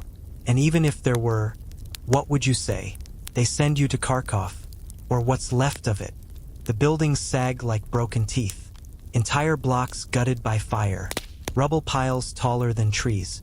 Civilians scurry like ghosts, wrapped in whatever cloth they can stitch together. A girl stares at you with eyes too old for her body. You try to smile. She spits. You don't blame her. Your orders are to hold a junction. For how long? No one says. You dig in with frozen fingers, building a foxhole beside an overturned tram car. The rust is thick enough to tear your jacket if you lean wrong. The medic hands out morphine with a shrug. Use it on them or yourself, he mutters. Doesn't matter. Your squad is led by a man named Voigt. He has 3 fingers on one hand and a voice like gravel soaked in schnapps. He doesn't shout, doesn't threaten, just watches, listens. You respect him immediately, because he understands what this war is now. Not glory, not victory, just math. How many hours you can buy with how many lives. The Soviets shell you at dusk. Like clockwork, 2 minutes of stillness. Then the shriek. Then dirt and steel and flame. You curl under your helmet and pray, not for survival, but for aimlessness. That the shell meant for you finds someone else. When it's over, the boy next to you is missing an arm. He doesn't cry, just stares at the hole in his sleeve, blinking, like he can't quite work out the subtraction. You write Anna again. You don't know why. You know she may never receive it. Maybe she's gone. Maybe Berlin's gone. Still, you write, I saw a cat today, thin, striped, followed me to the trench. I think it liked the way I smelled, like smoke and meat. I gave it some bread. I lied and said it was fresh. The cat didn't care. I envy that. You sign it with your full name, then fold it into your coat pocket. There's no postal service, but you carry the words anyway, as if memory itself were a message. The sky changes in March. You notice birds again. They fly crooked now, over broken trees, shattered steeples. You imagine what they must think, looking down, seeing what men have done, what machines have turned into corpses, what flags have become napkins to cover shame. You don't pray anymore, but you nod to the birds and whisper, don't land here. The unit is down to 20 by April. Supplies are nil. You scavenge from corpses, trade with villagers, chew on boiled roots. Voigt finds a jar of jam in a wrecked farmhouse. He shares it 1 spoon at a time. No one speaks while eating it, because the silence feels holy, because sugar tastes like childhood, and it hurts. One night, you're ordered to scout a Soviet position.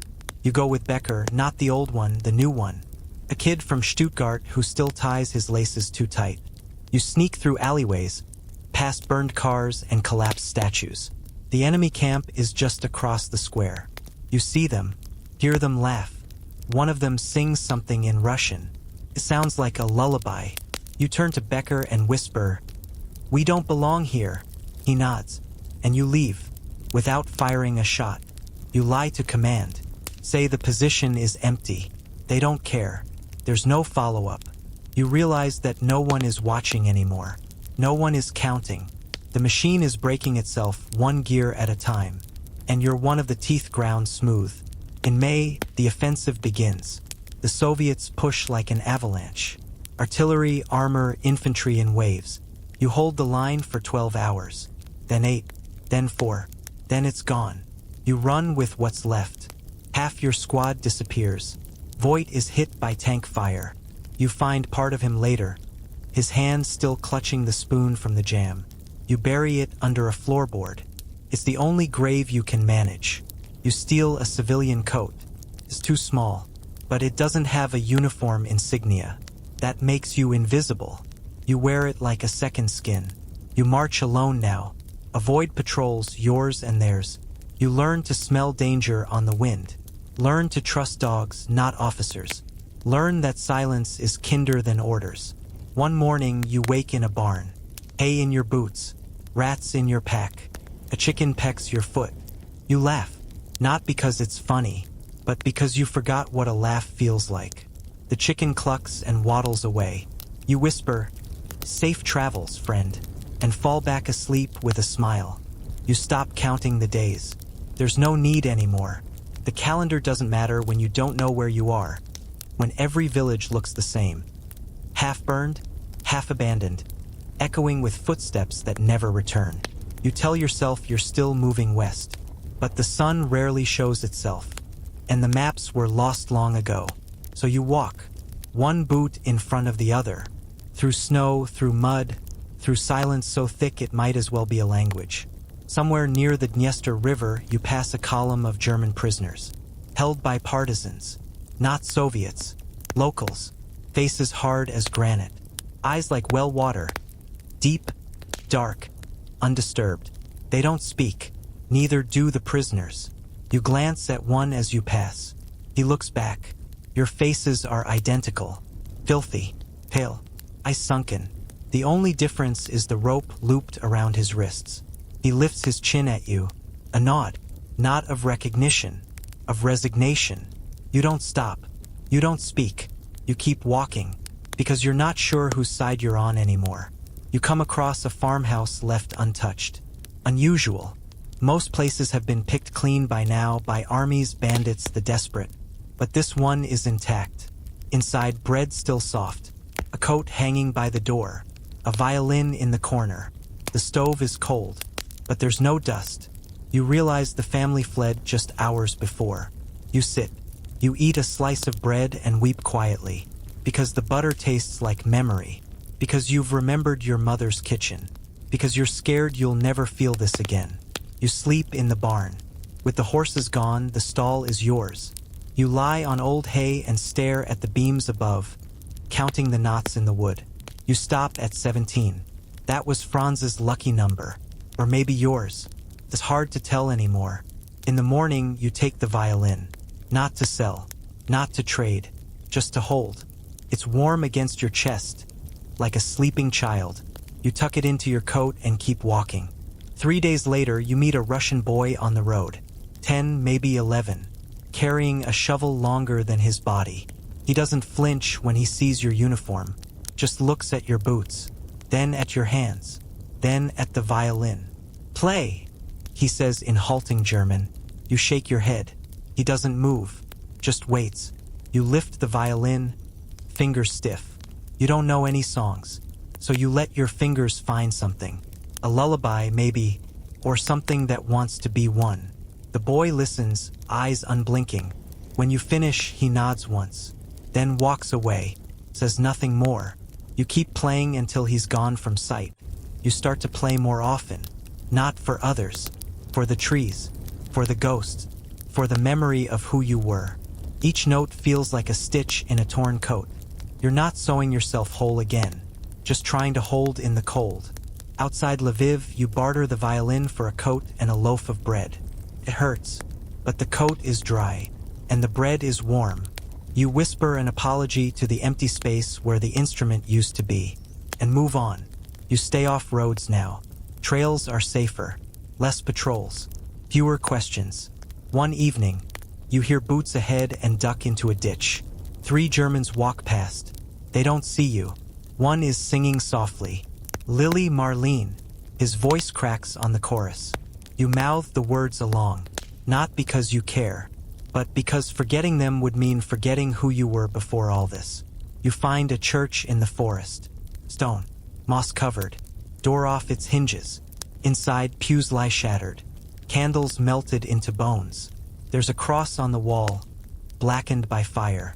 You kneel anyway, not to pray, to remember what kneeling felt like. The wood creaks beneath your knees. You whisper into the silence. I am still here, and the silence answers. For now, you trade your dog tags for a knife and a wool scarf. You no longer carry papers. No more medals. No names. You burn the last photograph you carried. The one with Anna on the bench, eyes bright with mischief. Not out of anger, but because she deserves not to be part of this. Because she should live only in the version of you that never marched east. It's late summer when you find a makeshift graveyard. Dozens of wooden crosses. No names, just helmets perched on top. Some still have bullet holes. You walk among them, counting the ones with boots still at their base. You whisper a name for each. Not real names, but names they might have had. Lucas, Stefan, Klaus, Mikhail. You give them the dignity of a memory, even if it's borrowed, even if it's yours. The next village you reach is burned to the ground. Nothing remains but chimneys standing like tombstones. In the ashes, you find a kettle, still whole. You carry it for 3 days before realizing you have nothing to boil. You leave it by a stream, filled with pebbles. Maybe someone will find it. Maybe it will sing again. In the mountains, you meet a woman with one eye and a rifle. She doesn't speak German. You don't speak Polish. But you both know the language of hunger and fear. She feeds you boiled roots and fish. You help her dig a ditch for a latrine. At night, you sit by the fire. She smokes. You listen. Neither of you says anything for 2 days. On the 3rd, she points west and says one word, "Go." You do. But you look back. She's already gone. You reach Hungary in a borrowed coat and someone else's boots. The border is chaos. Deserters, refugees, widows, children. No one asks questions anymore. No one has answers. You find a barn, curl into a pile of hay, and dream of snow that doesn't burn, of bread that doesn't lie. You wake to the sound of bells, real bells, from a town in the distance, celebrating something, or mourning. It's hard to tell anymore. You follow the sound, because it reminds you that life still moves, even when yours stands still. You expect roads to take you somewhere. That's what roads are for. But here, where forests have reclaimed fences, where bridges sag like tired spines, where even signposts have splinters for letters, there is no destination, only direction, and even that feels like a lie. You follow the bell sound to a village with no name. It looks untouched, not because war forgot it, but because it never mattered enough to visit. The people stare when you enter, not with hate, not with fear, just caution, like they're waiting to see if you're ghost or man. You nod, say nothing, and they let you pass. A man gestures toward a shed behind the church. Inside, a cot, a jug of water, a cracked mirror. You sit. You wash. You look at yourself again for the first time in months. The beard is thicker now. Your eyes are older. Your ribs press against your skin like tree roots beneath thin soil. You nod at your reflection, not in greeting, in acknowledgement. You are still here, and that means something. They let you stay 2 nights. On the 3rd morning, the elder gives you a boiled egg. He says nothing as he hands it to you, but his eyes soften for just a second, and that feels louder than any blessing. You leave a coin on the cot. It's worthless now, but maybe it will mean something in the next war. You keep walking. No destination, no timeline. You pass convoys heading east. Young men in trucks, laughing, clean. They throw cigarette butts as they pass. One shouts, "Heil Hitler!" You don't respond. You just keep walking. because you've already seen where that road ends. And it's not a place worth revisiting. Autumn finds you in Slovakia. The air sharpens. The trees turn red and gold like a painter spilled fire across the hills. You pick apples from an orchard and eat until your stomach hurts. You thank the tree and move on. You meet another traveler on the road.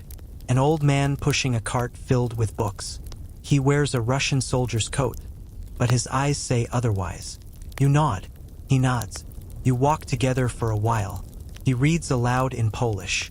You don't understand, but the rhythm is comforting. When you part, he hands you a page torn from a book. You can't read the title, but you carry it anyway. It makes your coat feel warmer. The war still breathes in the background. You hear it in the distance. Artillery thumps, airplane growls. You see it in the sky. Smoke columns, too tall for chimney fires. But here, on this forgotten trail, it feels like the world is exhaling for the first time. And you with it. One evening, you hear music. Real music. A violin and accordion. Laughter. You follow the sound to a clearing. Gypsies. Roma, you remember someone called them once. They dance like the ground's not broken. Like the trees haven't been used for hanging. You watch from a distance. One of them sees you. A girl, maybe 16. She waves you over. You hesitate, but your feet move on their own. They feed you stew. It tastes like salt, onion, and some wild meat you don't recognize. You don't ask. You eat. You smile. The girl makes you dance. You're stiff, clumsy, but they cheer anyway, because laughter is rare now, and sacred. The oldest man there sits beside you later, drinking something strong. He points to your face, taps his own chest. "Too much," he says in broken German. You nod.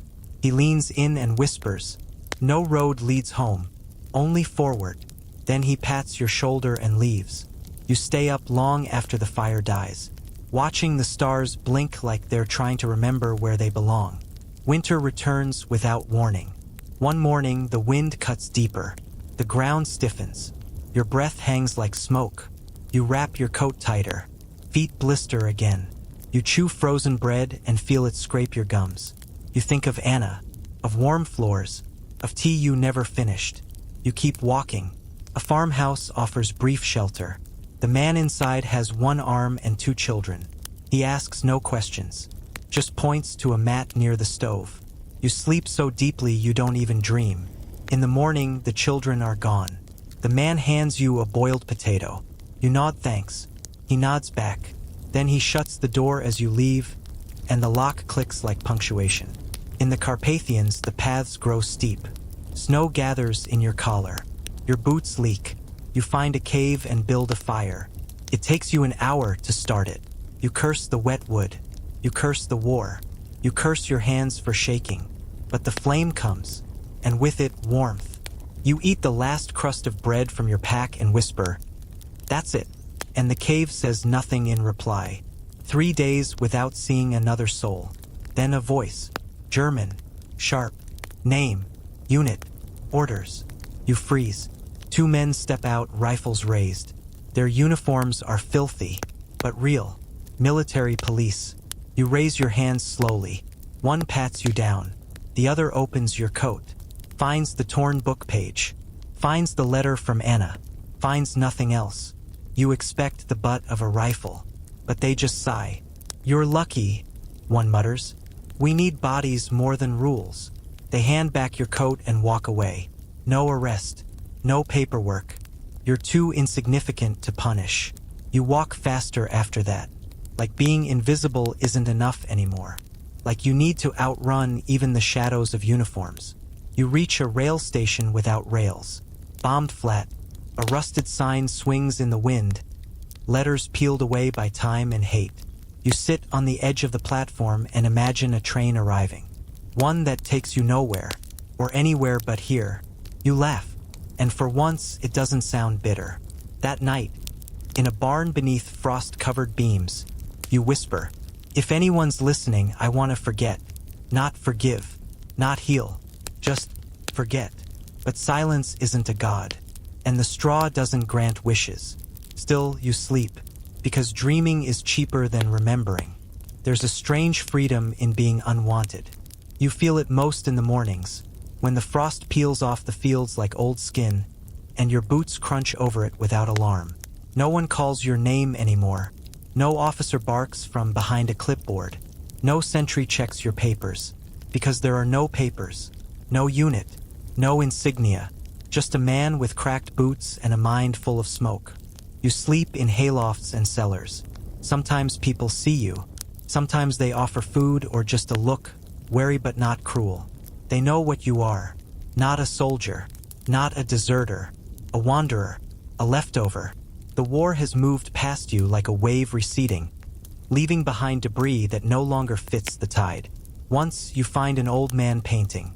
In the middle of a destroyed village, he sits on a stool before a chunk of standing wall. He paints flowers on it, bright red tulips. You stand there a long while. He doesn't stop. Finally, he says, without turning, "Better than bullet holes." You nod. He never asks your name. You leave him bread. He keeps painting. Your beard is thicker now, gray in places it wasn't before. You find a pond and catch your reflection again. You look like a monk, a drunk monk who forgot his prayers and started walking. You laugh. The water ripples. And just like that, you're gone from the surface. In a burned-out church, you find a pile of hymn books and 3 dead crows. You bury the birds. You take one of the hymnals, not for the words, but for the feel of pages, turning something, anything, proof that you can still choose what comes next. You see the front again, but only from a distance. Smoke columns like trees, rising into the gray. You can hear tanks, can smell cordite and rot, but you don't go closer. You veer west, into the hills. Let the front consume someone else. One night, a boy with a rifle finds you. Thin, probably 15. The rifle's too big for his hands. His boots are mismatched. He shouts something. You raise your hands. You smile. He hesitates, then lowers the weapon. You both sit beside a frozen stream. He offers half a potato. You offer dried berries. Neither of you speaks the other's language. But that's fine. You eat. You share. And when he leaves at dawn, he doesn't look back. You wave anyway. The snow returns heavier in December. It folds over everything, roads, fences, bones. You find a shack and stay there for a week. You burn broken chairs for warmth, melt snow for water. You write names in the soot on the walls. Franz, Voigt, Anna, Becker, yours last. Then wipe them all away, because even ghosts get lonely. The shack's roof caves in one night, a storm, or maybe time. Either way, you don't rebuild. You keep walking, always west, not toward home. You're not even sure you have one, but toward something that isn't fire, that isn't steel, that isn't uniforms. In Austria, you meet a priest in a valley town. He mistakes you for a pilgrim. You let him. He offers bread and a cot. You accept. At night, he prays beside you. His words drift like mist. You don't understand them, but the cadence is soft, like memory. You almost cry, but not quite. That would require more water than your body can spare. You start writing again, on scraps, on walls, on your skin. Not letters, not reports, just words. Fog, hand, flame. You don't know why, but the words keep you grounded, like pebbles in a pocket when the wind tries to lift you away. A woman takes you in near Innsbruck. She lost her sons. She doesn't ask who you were, just gives you a bed and soup. You fix her fence. She knits you socks. Neither of you speaks much, but when she coughs at night, you bring her water. And when you wake screaming from dreams, she lights a candle and hums until your breath slows. After 2 weeks, she gives you her late husband's coat. It fits. You say thank you. She says, keep walking. You do. Into fields where no footprints precede yours. Into towns so silent even the bells seem to have stopped believing in sound. The war, you realize, is ending. But no one celebrates. Not here. Not in these forgotten edges. They just wait for a different war, or a better silence. In the ruins of a manor house, you find a piano missing half its keys. You sit on the bench anyway, tap a few notes. The sound is wrong, but still music. You play until your fingers bleed, then wipe them clean and walk on. The snow thaws in April. Green returns, not everywhere but in patches, like hope testing the ground. You see a fox one morning. It stares at you from across a stream, then vanishes. You envy that, not the speed, but the certainty, the grace of disappearing when needed. You walk into Germany in April, not with fanfare, not with flags, just footsteps, one after another. Muddy roads, low clouds. The trees look thinner here, like even they know something has gone wrong in the soil. You cross a bridge made of planks and rusted nails. It sways under your weight but doesn't break. That feels symbolic. But you don't linger on it. You haven't been one for symbols since the last time a cross on your chest meant food and fire. There's no welcome, just fences. Barbed wire now turned sideways. Charred villages. Farmhouses turned into outposts, then graves. You see children herding goats past a downed telephone pole. They avoid eye contact. One of them, a girl, points at you and whispers to her brother. He nods, then leads her away. You don't chase. You wouldn't believe you either. In a clearing, you find a field of helmets. Hundreds of them, scattered like dandelions after a storm. Some still have names scratched inside. You kneel beside one and pick it up. Inside, there's a crushed cigarette and a dog tag. You don't take them. You set the helmet back gently, as if placing a head back on a pillow. Then you keep walking, because ghosts don't have time to mourn. You reach a town where every building wears holes. Machine gun kisses, mortar slashes. Someone has painted over the train station sign. It reads, "This is what victory looks like." You sit beneath it and eat cold beans from a can. They taste like pennies and oil. You finish anyway, because even bad meals feel like memories now. In the church square, you find a statue of a man with both arms blown off. You laugh, not because it's funny, because it's fitting. No one has arms left in this war. Not to embrace, not to rebuild. Just stumps, reaching for something no longer there. A man on a bicycle offers you bread. You accept. He says, "Where were you stationed?" You shrug. He points south. "Americans are 10 kilometers away." You say nothing. He looks at you harder, then says, "You don't smell like a soldier anymore." You smile, and for once it's real. The Americans roll in a few days later. Tanks like beasts, cigarettes in every hand. They laugh loud, toss chocolate to kids, point cameras at rubble. You stand at a distance, in your civilian coat, no insignia, no rank. One soldier waves. You wave back. He doesn't question you. You're just another survivor. And that's the best disguise of all. You find a library mostly intact. The roof's gone, but the books still stand. You run your fingers across the spines. Touch history, touch fiction. It all feels the same now. You pull down a copy of Goethe. Inside, someone has underlined a sentence. None are more hopelessly enslaved than those who falsely believe they are free. You close the book and sit down. The page feels heavier than the shell casings you used to carry. A dog follows you for 3 days. Mangy, rip thin, smart eyes. You name him Mauer. Well, because he always walks beside you, like he's guarding your flank. He never barks, just watches, listens. You share food. He licks your wrist. When he finally wanders off, you don't call him back. You just whisper, "Thank you for keeping the quiet company." You pass through Dresden, or what's left of it, charcoal and bone. Buildings melted into the streets. The smell still lingers. Even months later, you find a melted spoon half buried in ash. You keep it, not because it's useful, because someone once held it with hope. Because ruin is still evidence of life. The rivers run brown with silt. The fish are few. The people are fewer. You find an old woman washing sheets in a basin near a collapsed inn. She sings, off key, low. You recognize the tune. Your mother used to hum it while sewing. You don't interrupt. You just sit nearby until she finishes. Then nod once. She nods back. No words needed. In May, you see a line of prisoners being marched west. German uniforms. hands above heads. Their boots are worn, faces blank. One of them locks eyes with you. You don't know him, but you nod anyway. He doesn't nod back. He's too far gone for recognition. You understand. You make it to Leipzig, or the hollow echo of it. The buildings look like forgotten chess pieces. You barter for a bowl of soup in a cellar-turn canteen. A man with half a mustache stirs the pot. He says, "What division?"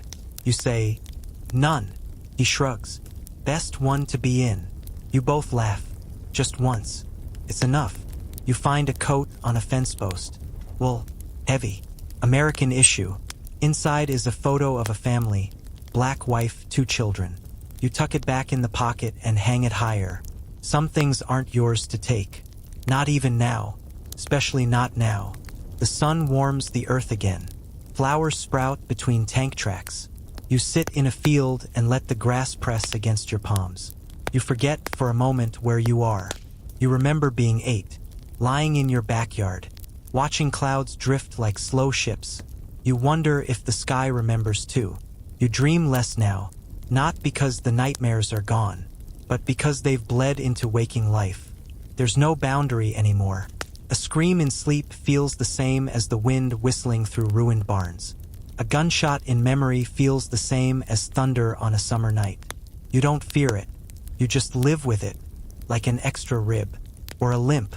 You pass through a forest filled with shoes. Hundreds of them, scattered in piles.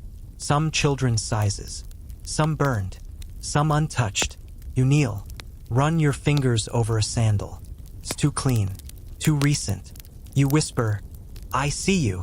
You mean it. And then you walk on. Because remembering is the only thing you can still do. A man in a uniform stops you near Frankfurt. Real police. Real armband. He asks for your name. You hesitate. Then give it. Your real one. The one you stopped using when the machine swallowed you whole. He nods. Then says, "You're not on any lists." You say, "That's good." He says, "Or it means you never mattered." You smile. Better than being remembered for the wrong reasons. He lets you go. The war is officially over now. But you aren't part of the celebrations. You aren't part of the plans. You just keep walking, trying to make sense of what's left of the world. And yourself. It ends with a whisper, not a trumpet. No final battle. No grand speech. No line drawn in the mud. Just posters. Leaflets. Radio murmurs passed between cracked windows. Germany has surrendered. You hear it first from a boy selling carrots out of a wheelbarrow. He says it like he's asking for the weather. You nod, buy a carrot, and keep walking. No one celebrates. Not here. Too many eyes have seen too much. Too many hands have buried too many names. In the cities, maybe there's music. In the capitals, maybe there are parades. But here, in the still smoldering ribs of what used to be farms, towns, villages, there's only quiet. A heavy kind of quiet. The kind that comes after you've held your breath too long and finally exhale, only to realize the air still stinks of smoke. You spend that night in a shack with no roof. It rains. Of course it does. You curl under a half-tarp. Let the water tap your boots like an impatient drum. You stare at the sky and ask no questions. Not because you have answers, because you're done pretending the sky listens. Come morning, someone leaves a bottle of schnapps outside the door. No note, just the bottle. Half full. You don't drink it. You carry it. Not out of superstition. Out of principle. You've lived this long without forgetting on purpose. You'll keep doing it, even if remembering burns. You reach a camp. Not a prison. Not a town. Just tents. Makeshift wood frames. Smoke. People wandering around in every kind of coat imaginable, Russian, German, British. One man wears a French beret and a Soviet jacket. You ask for water. They give you soup. You sit beside a woman with bandages over both eyes. She hums to herself. You don't interrupt. You just sit close enough that she knows someone's there. A man with a clipboard asks your name. You give it. He says, "Soldier." You say, "No." He writes anyway. Then he points to a tent. "Rest. There's bread in the corner." You nod. You don't go in. You leave the camp before nightfall. Not because you're afraid, because you're not ready to stop walking, because stopping might make it all settle. And you know deep down that if it settles, it hardens. And if it hardens, you'll never breathe again. You walk into the ruins of a city that once had music. You remember its name, barely. You were here once before the war, on a school trip, a choir performance. There had been a bakery with sugared buns, a street vendor selling warm roasted almonds. Now the streets are glass and ash. You stand where the theater used to be. A charred piano lies on its side. You place your hand on the blackened keys. One of them still presses down.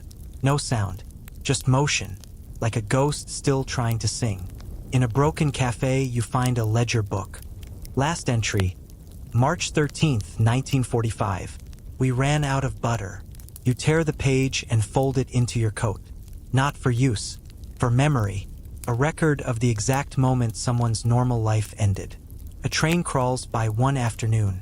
Not a military one. Not anymore. Civilian. Boxes packed with silent faces. No guards. No guns. You wave.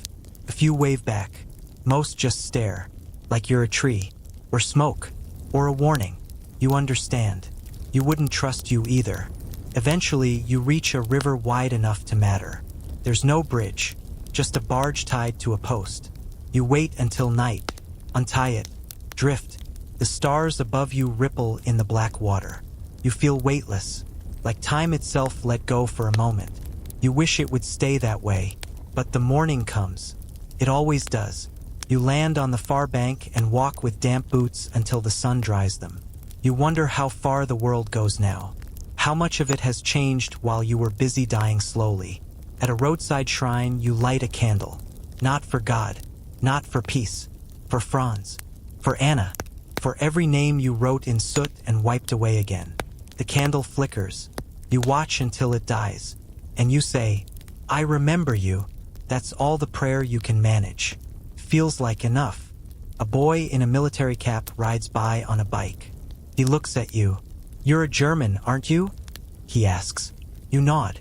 He stops pedaling. You lost. You shake your head. He frowns. Where you going then? You pause. Then say, where the ground doesn't scream anymore. He nods like that makes perfect sense. And pedals on. The boots aren't yours. They belong to a man you passed 2 weeks ago. He didn't need them anymore.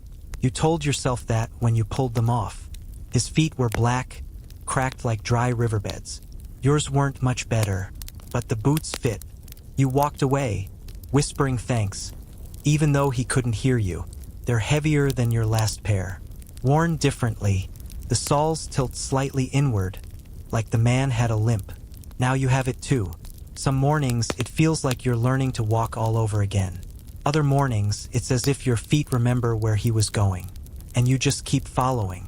You stop keeping count of days. Not out of carelessness, but choice. The days don't mean what they used to. You used to mark time with rations and orders. Now you mark it by the colors of the trees, the smell of firewood, the sound of roosters echoing off broken walls. Spring is blooming unevenly, like even nature isn't sure how to start over. You reach a town where no one speaks. Not to you, not to each other.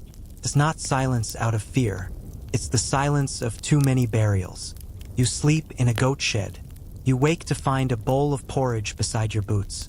No note, no footsteps. You eat it all, then leave a button and 2 matches in return. That's the language now. Trade, gesture, ghost gratitude. You catch a fever near Castle. It hits like a train. 1 minute you're walking. The next, your knees are in the dirt and the trees are spinning.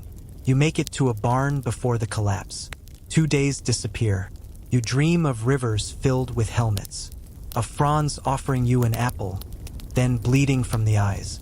Of Anna, walking away in a white dress, mouth sewn shut. You wake screaming, soaked in your own sweat. A woman is sitting by the door, knitting. She says nothing, just hands you a cup of water. You drink, and say, "Danke." She replies, "Too late for that, soldier." But her voice isn't cruel, just tired. like the war loaned everyone its weariness and forgot to collect it back. You rest there for 3 days. She feeds you broth, potatoes, weak tea. You fix her roof. Not well, but enough to keep the rain out. On the 4th morning, you leave. She gives you a scarf. You give her your last spoon. She nods. That's all. No farewell. No sentiment. You both know how little words mean now. The cities grow stranger the further west you go. Not just broken, twisted, like someone tried to rebuild them without knowing what they were for. In one, a church is now a storage depot for shoes. In another, an SS banner has been painted over with a child's mural: yellow sun, blue river, red house. The paint peels. The banner bleeds through. History clawing back. You stare at it a long time, then keep walking. You meet a man with a violin on a bridge. He's playing for no one. No hat for coins. No audience. Just music, rising into the ruins like smoke from an old wound. You sit beside him. He nods, doesn't stop playing. You close your eyes. It's a song you don't recognize, but somehow it knows you. When it ends, you whisper, "Danky." He doesn't speak, just starts the next song. And that's enough. News spreads in strange shapes now. Word of mouth, crude leaflets, painted signs on walls. You hear that Berlin has fallen. You hear that Hitler is dead. Shot himself in a bunker, they say. You don't feel anything. Just an emptiness where rage might have lived. Not relief, not grief, just a confirmation that the story finally turned the last page. And no one clapped. You cross a field littered with gas masks. Hundreds of them, some child-sized, most cracked. They stare up at you, eyeless and blind. You wonder if they worked, or if it was just ritual. Another lie sewn into leather and faith. You don't pick any up. Some things, even now, deserve to be left alone. A man in a British uniform gives you a piece of bread and asks if you've registered. You say no. He sighs, points toward the west. You'll find a camp there. Paperwork. Food. You thank him. He shrugs. I'd run too if I were you, but you're not running. Not anymore. Just dissolving. In a town square, a woman plays a record player from a window. The song is French. Slow. Sultry. A man leans against the wall below her, listening like it's the first thing he's heard in months. Maybe it is. You don't stop. You don't go closer. But the song follows you for an hour. Like perfume or regret. You find a train station with a working line. People are piling in. Refugees. Soldiers in tattered uniforms. Mothers with infants wrapped in curtains. You stare at it. You could go somewhere. Anywhere. You could ride away. Start again. But your feet don't move. The train groans. Pulls away. You stay. Not out of fear. Out of habit. Some men finish wars by marching. Some finish by standing still. You don't know which you are yet. You pass a wall with hundreds of posters. Faces. Names. Seen this man. Is she alive? Last seen near Lodz. Each one staring back like ghosts on paper. You pin Anna's name there. Not because you expect an answer, but because maybe someone, somewhere, remembers her better than you do now. You cross into a valley that smells like firewood and fresh milk. Feels wrong. Not dangerous, just unfamiliar in its peace. Children are playing near a stream, their laughter bouncing against the stones. It sounds like something out of someone else's life. You sit on a rock and watch them for a while. They don't notice you, or maybe they do and choose not to look. Either way, it's mercy. You're not ready to be seen.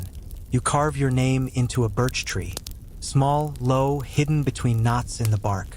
Not because you want to be remembered, but because you want proof.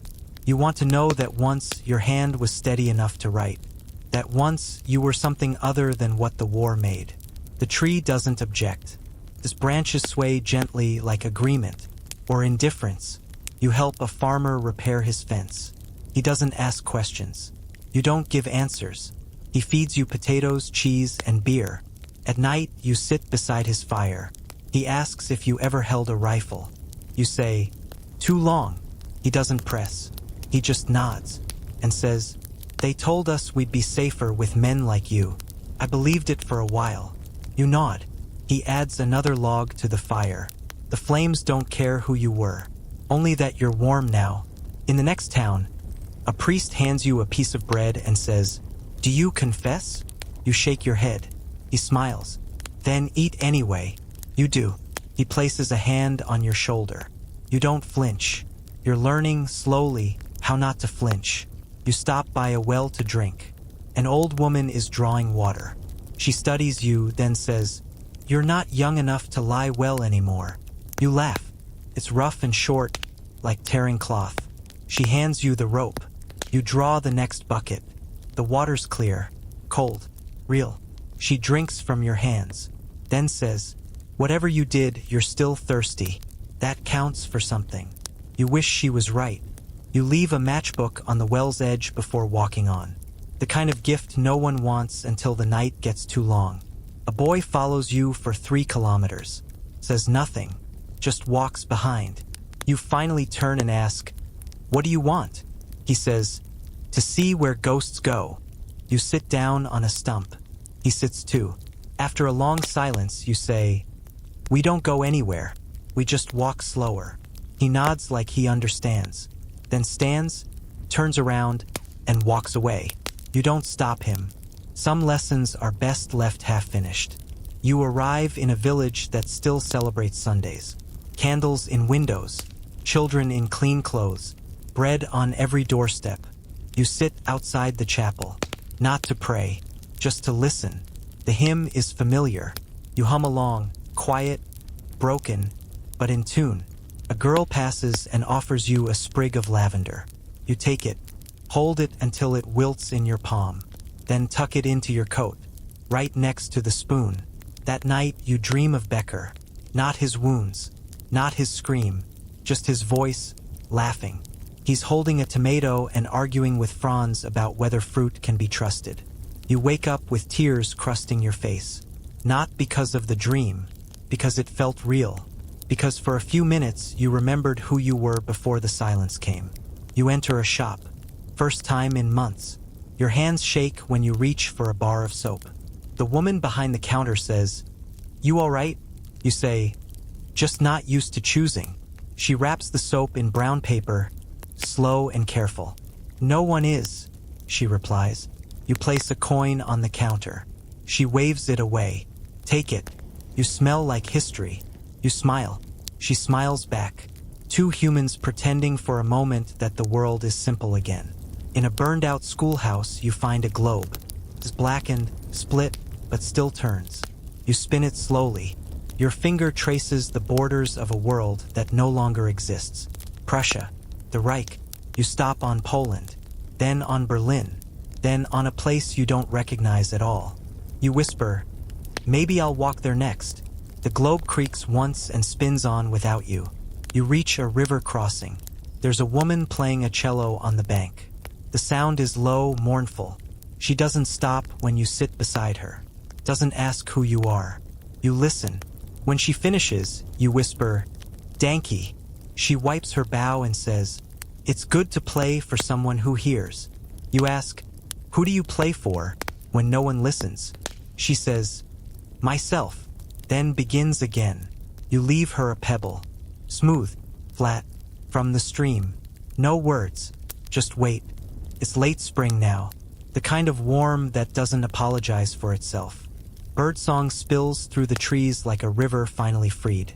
You stop, just stop, not because you're tired, though you are, but because the wind brushes your face just right.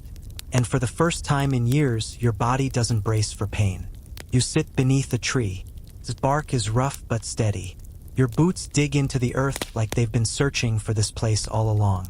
There's no village nearby, no river, no signpost, just green hills and sky, and the faraway echo of a world rebuilding itself without you. You think about walking again, but the thought doesn't hold. It breaks apart like ash in water. So you lean back and listen to bees, to rustling grass, to your own breath, slow, raspy, human, still here. You unpack what little you carry now. A spoon, the lavender, dried and crumbling.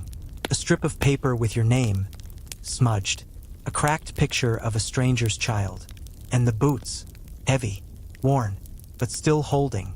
You remove them gently. Your feet are pale and swollen, like they forgot what bare earth felt like. You dig your toes into the soil, and for a moment it feels like forgiveness. That night you build a fire. Small, careful, not for warmth, not really, for light, for company. You sit cross-legged and pull the spoon from your coat. Turn it in the firelight. Your face glints in its belly. A stranger's face, but not unkind. You whisper your name, once, softly, just to hear it out loud. It doesn't sound like a soldier's name anymore. You dream of Anna again. She's wearing a red scarf, smiling like the war never touched her. You're sitting beside her on a train that's going nowhere, just circling, around and around. You don't speak. You just watch the countryside spin. When you wake, your cheeks are wet. The fire's out, but the embers glow, still breathing, like you. A fox passes near dawn, stops, stares. His ears twitch, but it doesn't run. You nod. It nods back, then disappears into the woods. You laugh, quiet, real, as if nature has finally accepted you back. Not as a threat, not as a shadow, but as something tired and neutral. You walk again, but only a little, just far enough to see the valley from above. You spot a farmhouse, smoke curling from its chimney, children in the yard chasing a dog. Laughter rides the air. You don't go down. You don't wave. But you smile, because that's enough. Not every ending needs a door. Some just need a view. The next few days pass like water over stone. Soft, unhurried. You find food in a knapsack left behind by some hiker. A tin of sardines, crackers, honey. You eat by a creek. The honey sticks to your fingers. You lick it off, and it's the sweetest thing you've tasted in 5 years. You laugh again, because no one's watching, and because even war couldn't kill your tongue. Your beard is silver now. You see it in a puddle and don't look away. You look older than you feel, and younger than you deserve. But mostly, you look like someone who has walked farther than they meant to. And maybe that's all right. You carve one last mark into a tree. Not your name, just a shape, an X circled twice. A symbol of where you stopped, of where a man once stood after surviving a world set on fire. It might outlast you, or not. Doesn't matter. You made a mark. Quietly, honestly, no orders, no medals, no lies.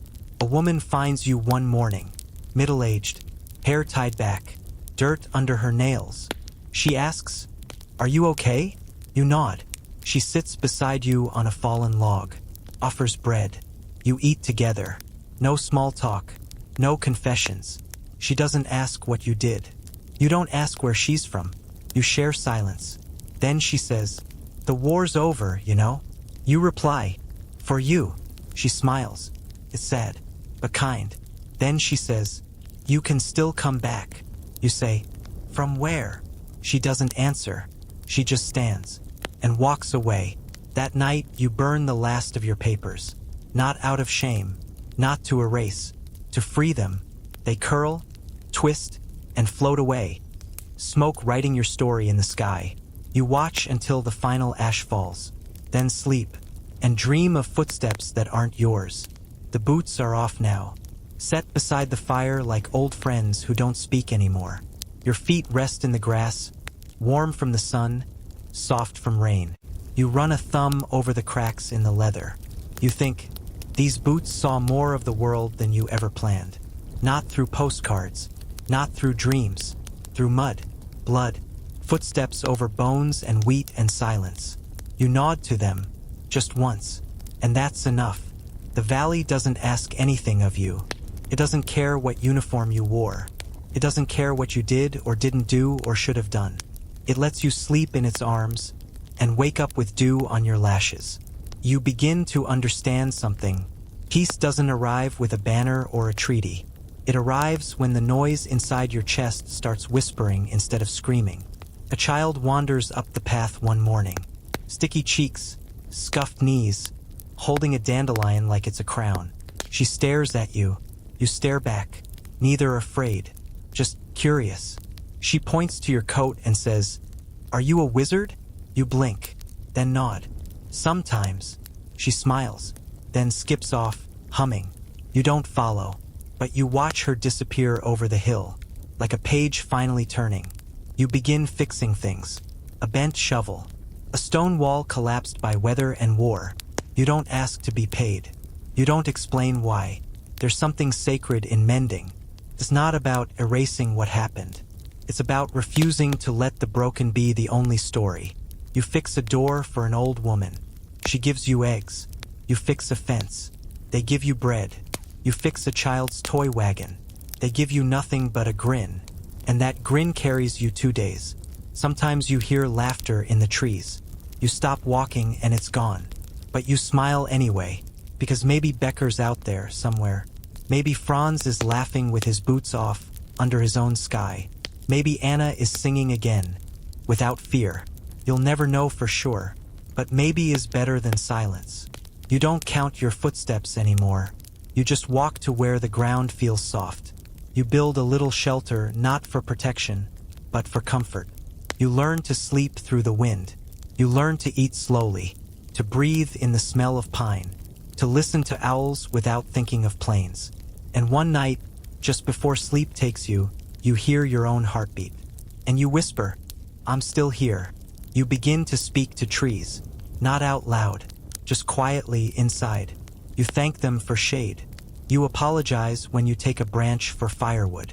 You sit beneath one and say, "I once marched beneath flags.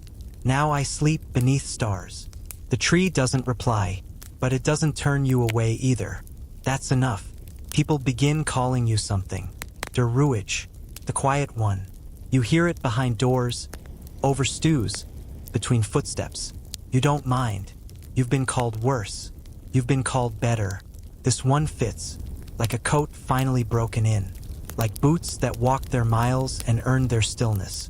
One day, a young man stops at your camp. His shirt is too clean, his boots too new. He offers you half a pair and says, "You used to fight." You don't deny it. He asks, "Did you win?" You chuckle. Low, slow. Define win. He nods, stays the night, leaves before dawn. You find a sketch on a piece of bark, drawn in charcoal. It's you, sitting, staring into a fire. Underneath it, he's written, "Stillness is a kind of victory." You dream less now, not because the memories are gone, because they've faded into story, like old roads overtaken by moss. You remember Anna's hair ribbon, not her screams. You remember Becker's horrible stew, not his final gasp. You remember Franz insisting birds could smell fear. You laugh when you think of it, and the guilt doesn't follow you like it used to.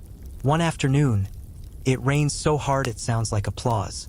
You sit in it, let it soak through you, wash away the dust, and you think, this is what a baptism should feel like.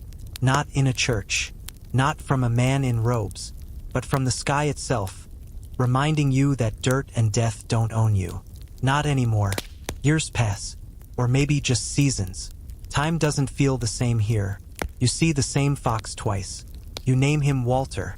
He doesn't care, but he doesn't run either. You grow herbs, trade them for salt and flour. You mend boots for travelers. Tell them where the trail splits and where it ends. You never ask where they're going. They never ask where you came from. And somehow that makes you feel known. A letter arrives, delivered by a man with one eye and a limp. He doesn't say who sent it. You don't ask. Inside is just one line. You were seen. You were forgiven. There's no name, but the handwriting is familiar. It shakes you more than any gun ever did. You tuck it inside your coat, right beside the lavender, now dust. You plant a tree, not for beauty, not for fruit, just because something should outlive you, because someone might sit beneath it long after your name fades. You mark the roots with a stone. No words, just a handprint pressed deep into the clay. Feels final, not like an ending, like an exhale. And one morning, you wake to birdsong and nothing hurts. Not your legs, not your heart. You sit up slowly, stretch, Make tea. You sip it, watching the sun rise over the hills. And you say, not to anyone, but just aloud, I didn't win, but I'm still here. The wind shifts, soft, like a reply, and you nod, because that's enough.